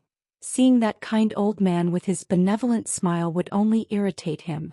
Seeing that Gilgamesh had no more information, Lin Chia could only temporarily leave the hospital, entrusting the matter to Li Yifei and the others. "What's wrong? You don't look well." On the somersault cloud, Chao Yuan noticed Lin Chia's changing expression and asked, "If you're tired from flying, we can go down and rest for a while." "No need, I'm fine." After confirming the direction the somersault cloud was heading, Lin Chia began observing the surroundings with his mental power. It had been over an hour since they left Great Xia, and at the cloud's speed they should be near America by now, but they still hadn't seen any sign of the heavenly palace. "Looks like we failed this time." Just as Lin Chia was about to throw the branch again after a moment's hesitation, he suddenly seemed to sense something and his brows furrowed sharply. He abruptly turned his head in a certain direction. At the same time, Chao Yuan also detected an unusual presence. His hand quickly moved to the end of his sword hilt, vigilantly scanning the surroundings, ready to draw his sword at any moment. In the void ahead of the somersault cloud, a figure like smoke gradually materialized. It was a figure completely shrouded in a black robe, with a wide brim hat concealing its face. There was no trace of energy emanating from within, floating in midair like a ghost. Upon seeing the figure, Lin Chia's pupils contracted slightly. Number 27? During the Asgard turmoil, Number 27 had killed Loki together with Si Xiaonan. According to their agreement, Lin Chia needed to help him find someone. But since the fall of Asgard, Lin Chia hadn't seen him again. Meeting him here now was very unexpected for Lin Chia. Chao Yuan squinted at the black figure, his muscles tense. Lin Chia gently shook his head. "Don't worry, not an enemy." "Really not an enemy?" Why do I sense killing intent? Chao Yuan couldn't help asking. As they spoke, the somersault cloud slowly stopped in front of number 27. Lin Chia stood up and respectfully said, "Greetings, Hunt Ancestor." Although Lin Chia previously knew that number 27 was the Hunt Ancestor, he didn't understand what the title Hunt Ancestor represented. But after visiting the ancestral god temple, he had deeply experienced the power of the ancestral gods, a group of ancestors who had directly defeated the K system countless ages ago. Hearing these words, number 27's eyebrows raised slightly under his hood, and the icy killing intent dispersed in the air paused. Lin Chia sensed the change in the other's aura and felt something was amiss, but not knowing what had happened, he continued, "I didn't know your true identity before, Ancestor. Please forgive my previous rudeness." Number 27 examined him carefully and asked in a deep voice, "You've been to the ancestral god temple?" "Yes." Number 27 silently stared at him, seemingly pondering something. "Hunt Ancestor, where have you been all this time? Didn't you say you needed help finding someone?" Seeing the atmosphere becoming awkward again, Lin Chia took the initiative to ask. Number 27 was silent for a moment, his eyes narrowing under the hood as he looked at Lin Chia. "Where have I been? Why don't you tell me where you've been? After I killed Loki, I went to find you only to discover you had already returned to Great Xia. The heavenly venerable guards Great Xia's borders, and I didn't want to confront them directly, so I've been waiting for an opportunity outside the border. Until today, when I sensed your aura leaving the border through the mist and followed you here." Number 27 paused, his voice gradually turning cold. "You weren't trying to avoid fulfilling our contract by hiding from me, were you?" Feeling the coldness emanating from number 27, Lin Chia's temples began to sweat. "So that was the problem," he hastily explained. "No. I thought you would come directly into Great Xia to find me like the Seraph did back then. You didn't appear for so long, I thought you had something else to do, so I kept waiting. But aren't you the Hunt Ancestor? You're not an enemy foreign god to Great Xia, so why are you unwilling to enter our borders?" On the 27th he didn't answer, just silently stared at Lin Chia for a long time. After confirming he wasn't lying, the cold aura around him dissipated slightly. "Since you didn't intentionally refuse the contract, come with me now to find someone," he said flatly. Lin Chia was stunned. He exchanged glances with Chao Yuan, opened his mouth and spoke somewhat apologetically. "Lord Hunter Ancestor, we really have urgent matters to attend to outside the border. Could you wait a few more days?" He and Chao Yuan had left the border specifically for Qingyu, who was now in heaven in an unknown situation. If they were directly taken by number 27 to find someone, who knows when they could return. Hearing this, number 27's gaze turned cold again. "Are you mocking me?" In the gray mist, the black robe moved without wind. Parts of number 27's body transformed into wisps of smoke, and a sharp killing intent permeated the air, surrounding Lin Chia and his companion. Simultaneously, the pressure of a peak-level main god suddenly descended. Chao Yuan's body trembled slightly. His hand immediately gripped his sword hilt, and surging black flames wove into a robe, with murderous energy soaring skyward. "Stop!" Lin Chia's heart sank when he saw this.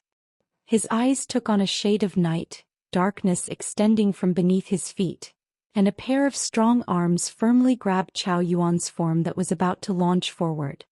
His hand gripped the unsheathed sword hilt, forcibly pushing the blade back. The surging murderous flames flowed back into the scabbard. The blood-red color in Chao Yuan's eyes gradually faded. He turned to look at Lin Chia, seemingly confused. Lin Chia had personally witnessed number 27's strength. Although he was no longer the Hunter Ancestor of the past, he was absolutely lethal to anyone below the Supreme Realm. If he truly attacked, the two of them, not yet gods, probably wouldn't last 30 seconds combined. "Elder Hunter Ancestor, this matter," Lin Chia began solemnly, but halfway through he froze. Without warning, number 27, who had been dozens of meters away, had teleported directly in front of him. The floating black robe almost blocked his vision, and a pair of eagle-sharp eyes stared intently at him. The Dark Ancestor's aura. Why do you have his complete source essence? Source essence. Lin Chia looked down at the darkness beneath his feet. This was given to me by the Dark Ancestor. He gave it to you. Number 27's brows under his hood furrowed deeper. That miser who would haggle over half a guardian stone. It would be surprising if he didn't try to take back your original night essence, let alone actively give you his complete darkness essence? How is that possible? Hearing the latter part, Lin Chia's mouth twitched slightly. Actually, he originally wanted me to return it to him, but I refused, so he changed his mind. Number 27 frowned, still seemingly unwilling to believe. After a moment of silence, he extended a hand, slowly pointing toward Lin Chia's forehead. Chao Yuan's expression darkened, his hand quickly reaching for number 27's wrist. But Lin Chia stopped him with a gesture, shaking his head slightly. Although Lin Chia didn't know what number 27 intended, if he wanted to kill him, there would be no need for such methods. Seeing this, Chao Yuan silently withdrew his hand, his gaze toward number 27 full of hostility. Number 27's fingertip lightly touched Lin Chia's forehead. His eyes began to gradually disperse, then reconcentrated at an astonishing speed seconds later. He abruptly released his hand, looking at Lin Chia with amazement. Elder Hunter Ancestor, what are you doing? Number 27's expression changed repeatedly. After a long while, he silently pulled his hood lower to cover his eyes and said in a deep voice, "Nothing, just checking if that Dark Ancestor had set any traps for you." Did he? No. Elder Hunter Ancestor, this matter is truly urgent, and it concerns the K system. It's fine. Go do what you need to do. Since I've waited so many years, what's a few more days? Number 27 hesitated briefly before continuing. Also, you don't need to call me Elder Hunter Ancestor. Just call me number 27 like before. Lin Chia's eyes brightened immediately and he nodded. Thank you for your understanding. Once I finish this task, I'll definitely come find you. No need, number 27 said flatly. Finding each other would be too troublesome. Since your task will only take a few days, I'll just stay by your side like in Asgard. Lin Chia was stunned and spoke somewhat hesitantly. Don't worry. I'm not in the same injured state as I was in Asgard. If I conceal my aura and hide within your body, unless a supreme realm being deliberately searches, I cannot be detected.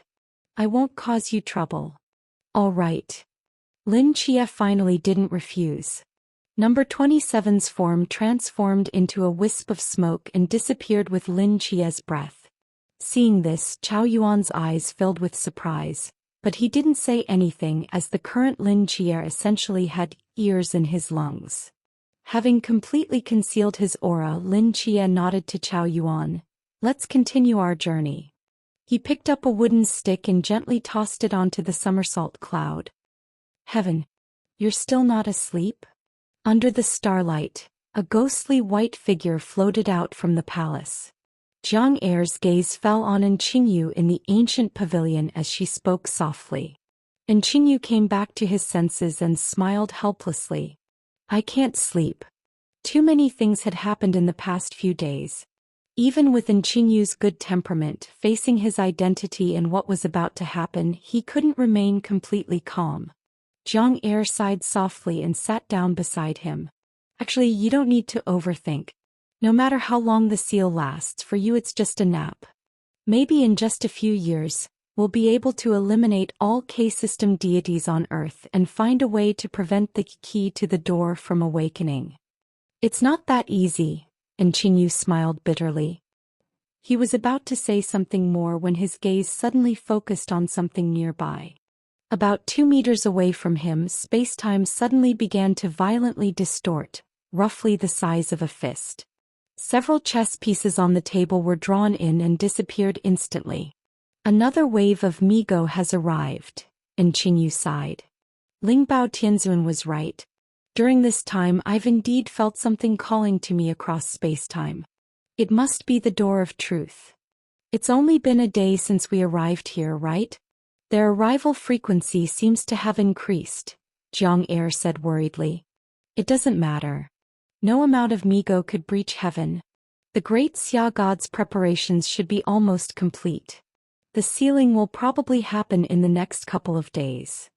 And Qingyu said as he watched the gradually dissipating space-time distortion. As Qingyu finished speaking, he turned to look at Jiang Er beside him, his expression somewhat complicated. What's wrong? Jiang Er asked. After I'm sealed, there might be a long period of time when I won't be able to talk to you like this. And Qingyu looked into Jiang Er's eyes. Leaving you alone awake waiting for me. It's not fair. Perhaps I could ask the Jade Emperor to seal you along with me. Didn't the Heavenly Venerables say that this seal requires all the gods of Great Xia working together? It's not something that can be done casually. Besides, although you can't accompany me, I can accompany you, right? I can see you every day in the spirit abyss, chat with you. It's actually not that unbearable. Jiang Er spoke nonchalantly. And Qingyu opened his mouth, seemingly wanting to persuade her further. But Jiang Er stood up and said seriously, "All right, don't think too much about it. I can take care of myself. We still have plenty of time ahead of us. If you really feel bad about it, you can make it up to me after you wake up. What kind of compensation do you want? That's up to you." Jiang Er turned her head away, a blush spreading across her cheeks. And Qingyu gazed at Jiang Er for a long time, then smiled. "I understand." "What do you understand?" "You'll know when the time comes." Jiang Er pretended to glare at Qingyu in annoyance. But he pretended not to notice, leisurely leaning back in his wheelchair, gazing up at the starlight in the night sky. "Do you think 7 Knights and the others know about this?" Jiang Er asked as if something had just occurred to her. "By now they probably do," and Qingyu said with some uncertainty. But from what Jiang Taigong said earlier, he doesn't want 7 Knights and the others involved in this matter. "After all, my current identity is half of the key to the door. It's a pity that the heavenly court is in the mist now. Even if they wanted to find us, they might not be able to." "That's not necessarily true." And Qingyu smiled slightly. "Don't forget our captain is Lin Jie. I think he might already be on his way here. Then perhaps we could see them one more time before the sealing? That wouldn't be bad." And Qingyu chatted with Jiang Er for a while. The gentle evening breeze brushed against his face, and he seemed to grow a bit drowsy. And Qingyu shifted to a more comfortable position, gazing at the stars across the sky, slowly closing his eyes. "Why don't you go inside to sleep? It's too stuffy inside. Before I'm sealed, I want to experience this world a bit more." Jiang Er watched Qingyu's sleeping face and after a long while, gently nestled beside him, also closing her eyes. "Qingyu, when you come out, let's go see Irai Lake together, okay? Is this part of the compensation?" "Of course not. I grew up by Irai Lake and I want to take you back home to see it. However, if some romantic things happen by Irai Lake, perhaps that could count as part of the compensation." Hearing Jiang Er's mischievous voice, Qingyu smiled. "I understand you're hinting at something." "What hint? I don't know what you're talking about." Jiang Er stuck out her tongue playfully. In the gentle evening breeze mixed with ethereal spiritual energy, they gradually drifted off to sleep amid the faint howls of the Migo. The number of these creatures is becoming increasingly terrifying. Outside the South Heavenly Gate, Guangqingzi held the heaven-turning seal, looking down at the Migo surging like waves below, his eyes slightly narrowed. "No matter how many there are, trash is still trash. Just clean them all up." Sun Wukong stood beside him, a pair of blazing golden lights burning fiercely in his eyes.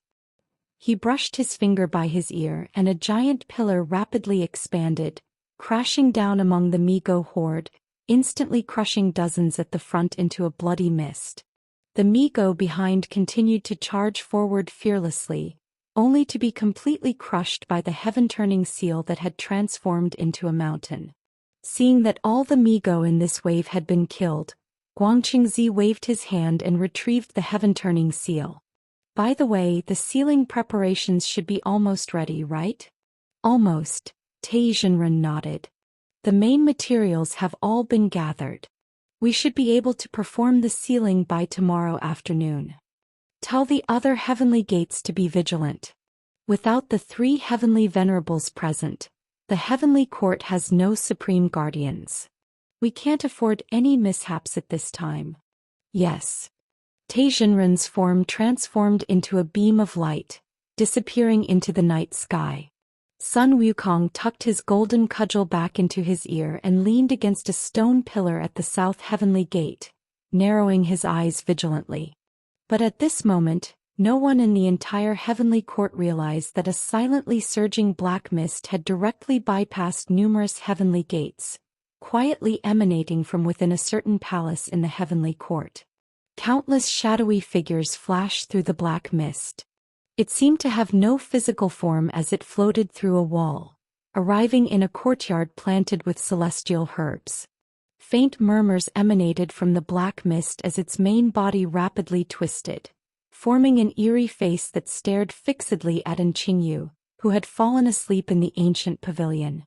A spatial vortex the size of a fist swirled up from beside Qingyu's feet, swallowing several celestial herbs before disappearing moments later. Key to the door. How interesting. The corners of that face's mouth turned up slightly, and in its hollow eyes appeared a hint of pathological madness. But it's not enough. This level is far from enough to please me. Let's make things more interesting. You owe me a favor, Yog-Sothoth. The murmurs of the black mist gradually dissipated.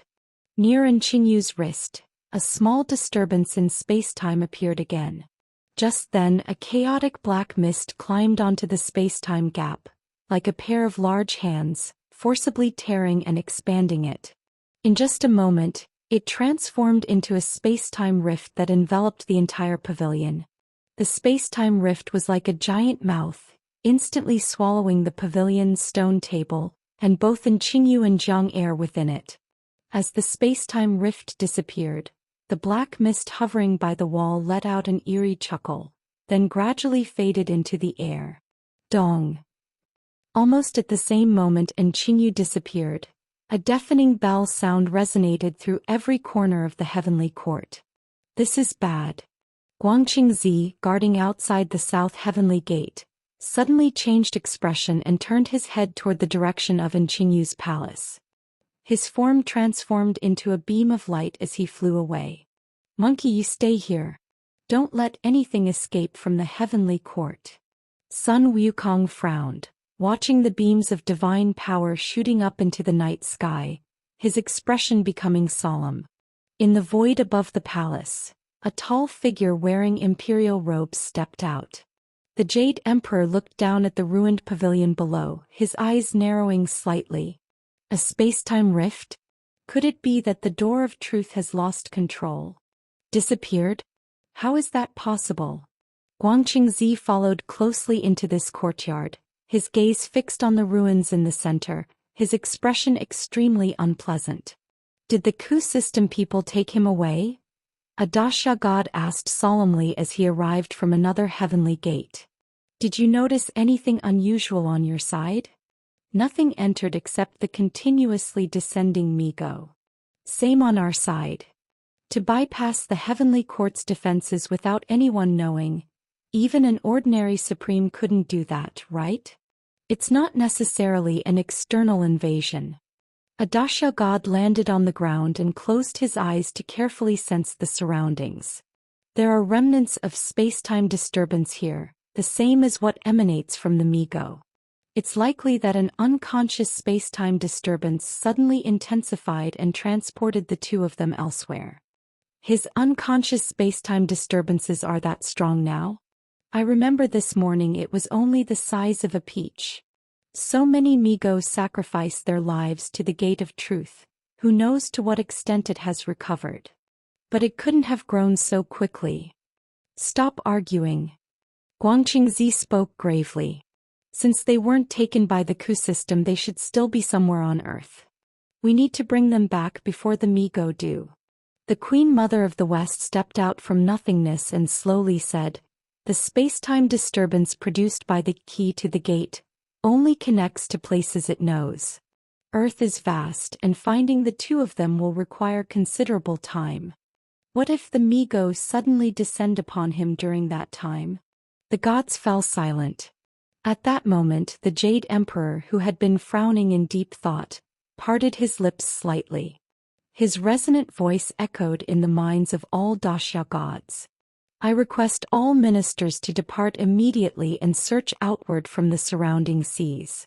You must bring them back safely before Qingyu is taken by Ku system creatures." Yes. With the three pure ones absent, the Jade Emperor led the heavenly court. At his command, the Daxia gods transformed into hundreds of streaks of light, rushing out from the heavenly court in different directions like a meteor shower across the night sky, illuminating it as bright as day. Jiangxia. Present.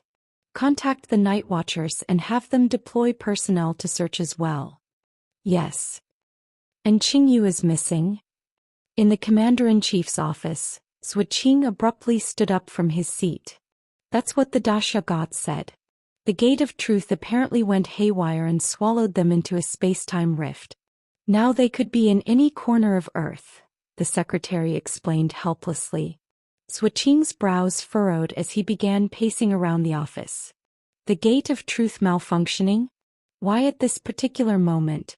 Quickly have Lu Wuwei set out immediately to find Qingyu. Notify the other human sealing experts to search at sea as well. Understood. Also, Suiqing paused, inform Wang Mian to prepare for time reversal.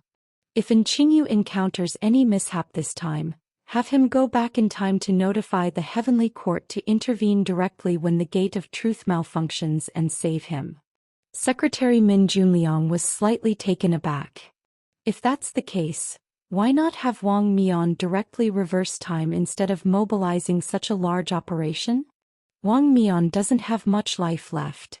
Each time he alters history, it accelerates his death. The temporal rioter is too important to Daxia and must be conserved as much as possible. If we can find Qingyu in time, there's no need for him to expend his lifespan. All right, I'll go now. Min Junliang hurriedly left the office. A minute later, Lu Wuwei hung up the phone, got on his electric scooter, put on his helmet, and looked at the delivery order in his hand, sighing helplessly. Another overseas order. A flash of sword light instantly cut through the clouds, landing precisely beside Lu Wuwei. Zhou Ping, dressed in black clothes with a sword case on his back, emerged from it. How long will it take to find him? Well, it's hard to say. You know, although I can find people, I've never been fast. Lu Wuwei patted his electric scooter. Zhou Ping's mouth twitched slightly as he immediately abandoned the idea of following behind Lu Wuwei. By the time he rode his scooter to the destination, Zhou Ping could probably fly across half a continent. A sword light shot into the clouds. Watching Zhou Ping's departing figure, Lu Wuwei silently attached a small yellow duck to his helmet and slowly floated toward the sky.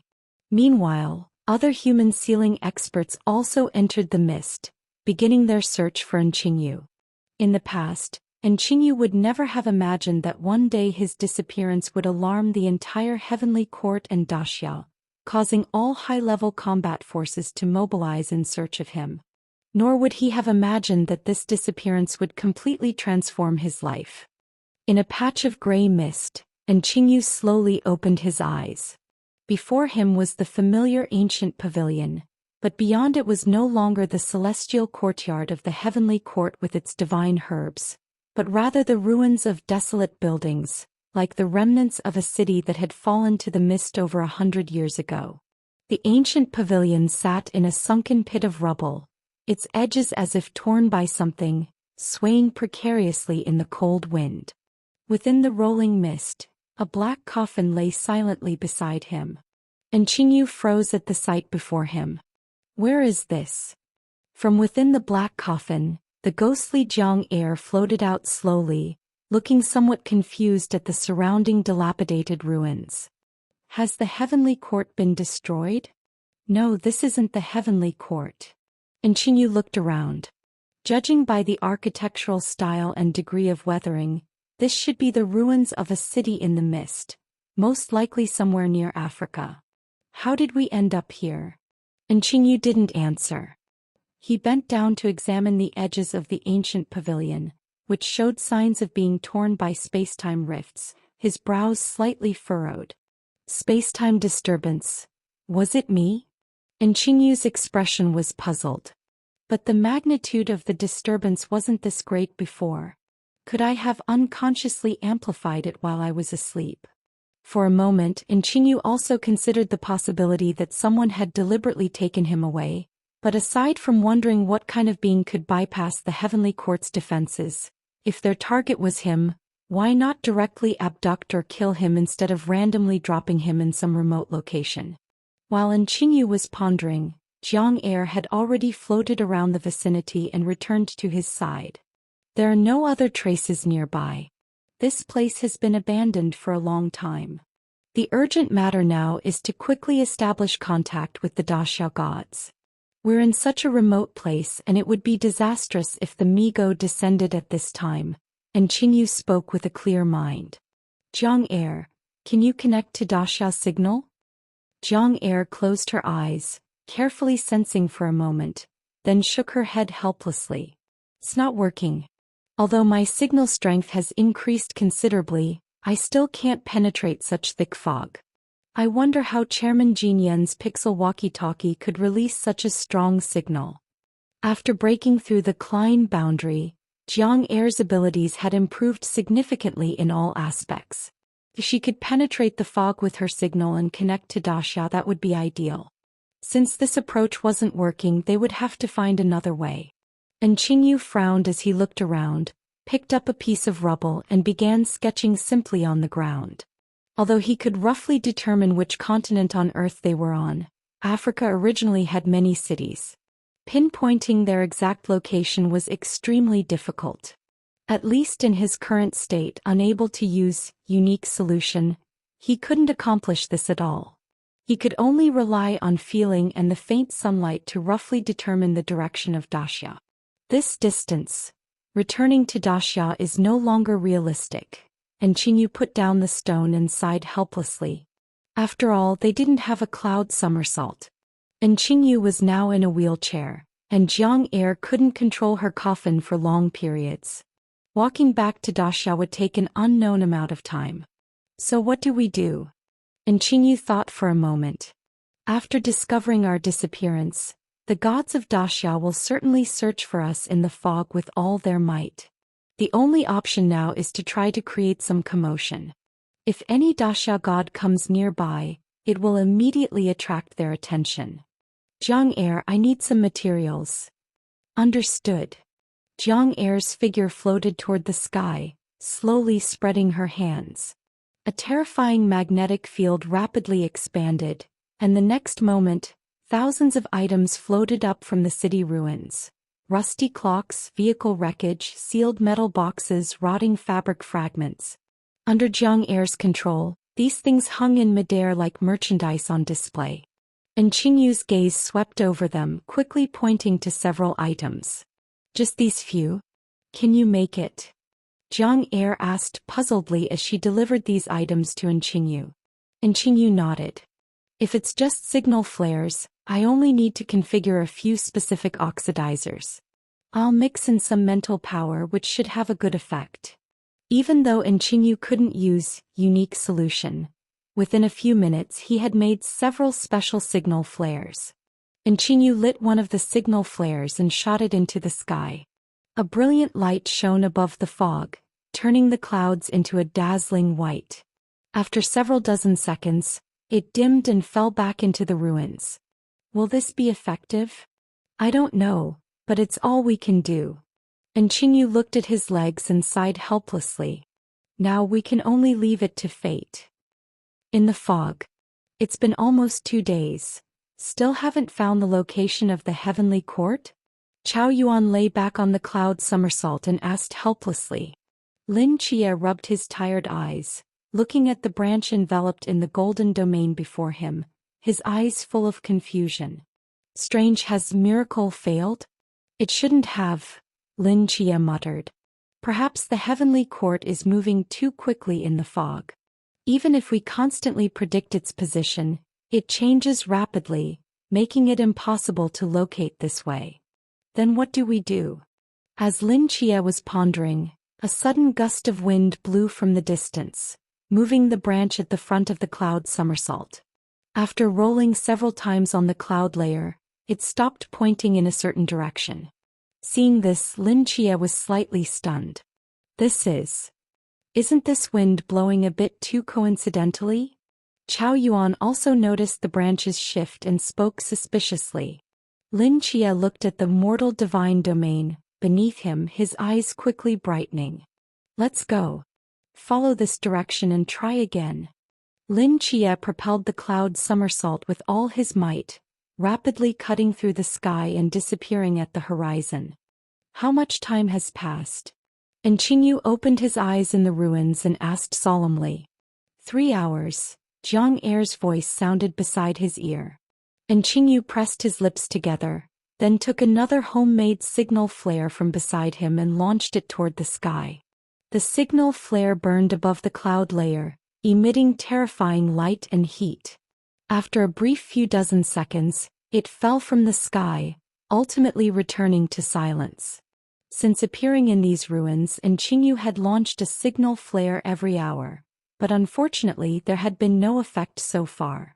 As time passed, Qingyu grew increasingly anxious. It had been several hours since the last Migo descent. Given their increasingly frequent arrival rate, the next descent wouldn't be far off. How many signal flares do we have left? He asked. Do we need to make more? Qingyu hesitated for a moment, then shook his head. The problem now isn't the signal flares. We don't even know if we can hold out until then. Give me the remaining 4, I'll make some preparations in advance. As Qingyu took the 4 signal flares from midair and was about to do something, his pupils suddenly contracted. A bloated pain filled his mind. He clutched his head with both hands and shouted, "Damn it, they're coming again." Jiang Er's expression changed as she floated up into the sky. In various places among the distant ruins, spatial rifts gradually opened, and the screeching of Migo sounded from all directions. Quick, go! Qingyu endured the headache. One hand touched the armrest of his wheelchair, and the 2 thin wheels immediately began spinning at an astonishing speed, propelling his body in a certain direction.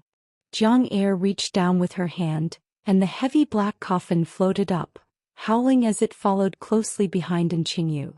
After experiencing several Migo descents, Qingyu could sense that each headache was becoming less severe. His soul seemed to be adapting to the influence of the Migo. Qingyu's special wheelchair was extremely fast, but he had only moved at full speed for less than 10 seconds before being forced to stop.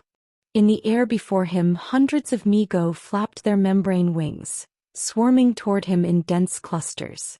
Qingyu. Jiang Er pointed to the sky above, her voice somewhat hoarse. Qingyu looked up to see that the sky had transformed into a pink ocean. Countless Migo surged together, completely blocking all escape routes around them, like an inescapable net slowly descending from the sky. Damn! There must be over 1,000 of them, Qingyu's face turned extremely grim. One by one, the Migo descended from the sky, landing in the ruins around Qingyu. They vibrated their thin membrane wings, and countless buzzing sounds intertwined, deafening to the ear. The wind swept up fragments of sand and stone from the ground. These 1,000 Migo surrounded him, the tentacles on their fleshy protuberances writhing frantically, slowly pressing against the ground, as if worshipping their king. Qingyu sat in his wheelchair, looking down at the thousands of Migo prostrating on the ground before him, his brows tightly furrowed. "What exactly do you want to do?" he whispered. This was Qinyu's second time seeing the Mi-Go, and his first direct encounter with them. He didn't know if these monsters could understand human language, but at this moment he had no choice but to try to communicate with them. As Qinyu's words fell, the thousands of Mi-Go surrounding the area simultaneously stopped the vibration of their membranous wings, and the air suddenly fell into dead silence.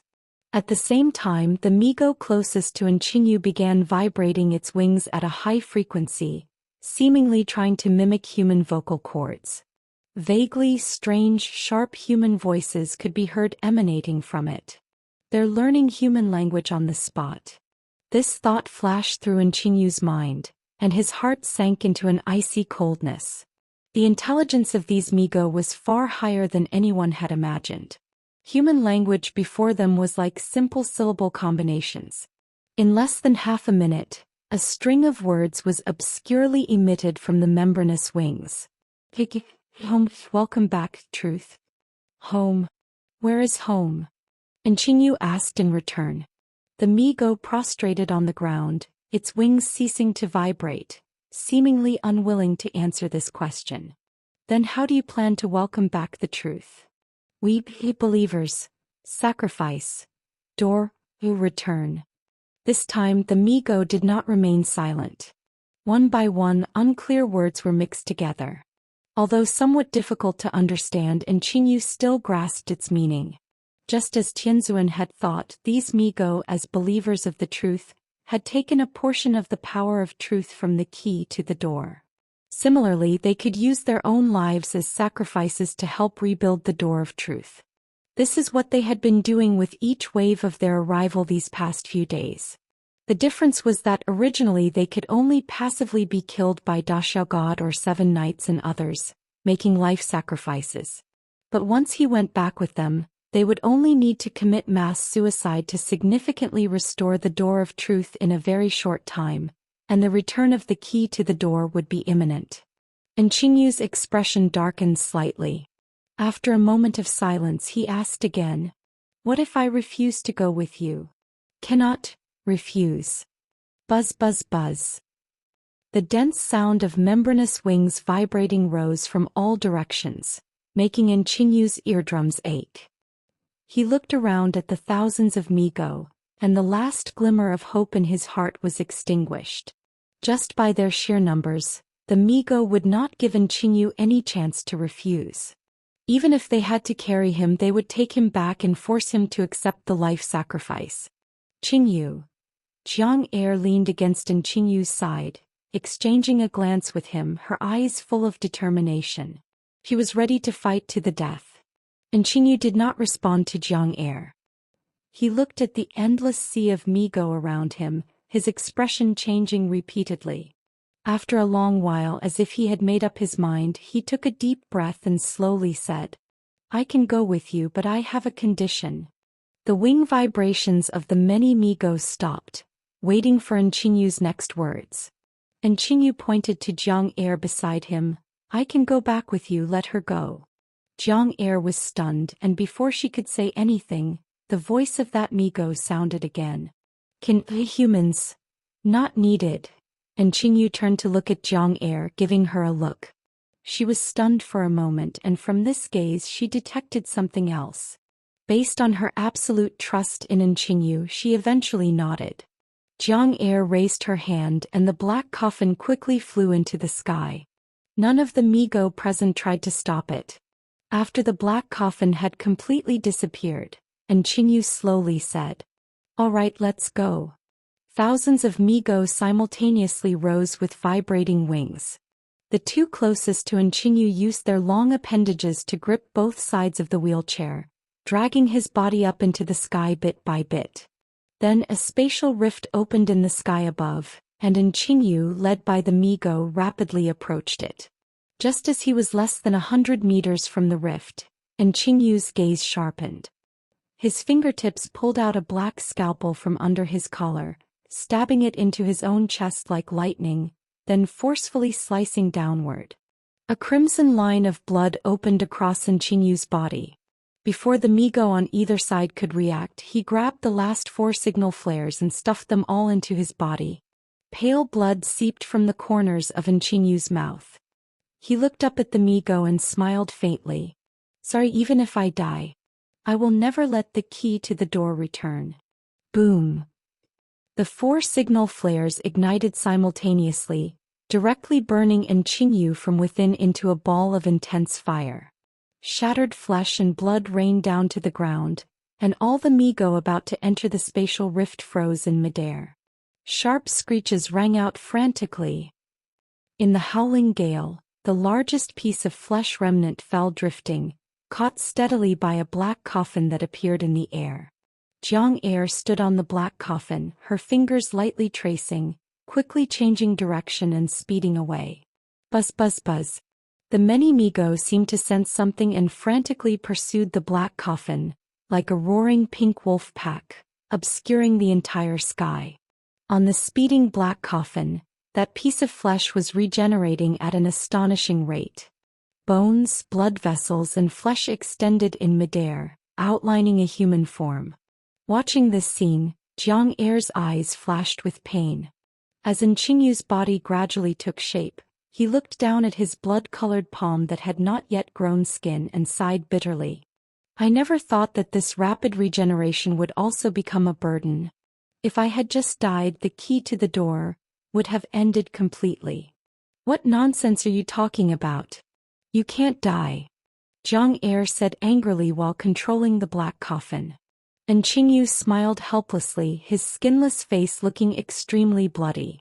Nchinyu knew clearly that surrounded by thousands of Mi-Go, he and Jiang Er had no possibility of escape. So he could only use this method to let Jiang Er leave first, then commit suicide, unexpectedly escaping from their control. He knew that once he was truly taken away by the Mi-Go, allowing the key to the door to revive, it would be a catastrophe for the entire Earth. At this point he was willing to sacrifice himself for the greater good, but his body wouldn't allow it. Ordinary methods simply couldn't kill him completely. Jiang Er's control of the black coffin's flight speed was not slow, barely maintaining the distance between them and the Mi-Go. But as Nchinyu's body gradually recovered, those Mi-Go became increasingly frantic. Their bodies exuded a blood color and their speed increased another notch. Jiang Er's face turned pale. Just as she was about to try to increase speed regardless of the consequences, a massive 8-winged figure slowly descended from beneath the clouds. I wondered where such a strong K-system ore was coming from. So it's the key to the door? Lucifer's lips curled into a mischievous smile.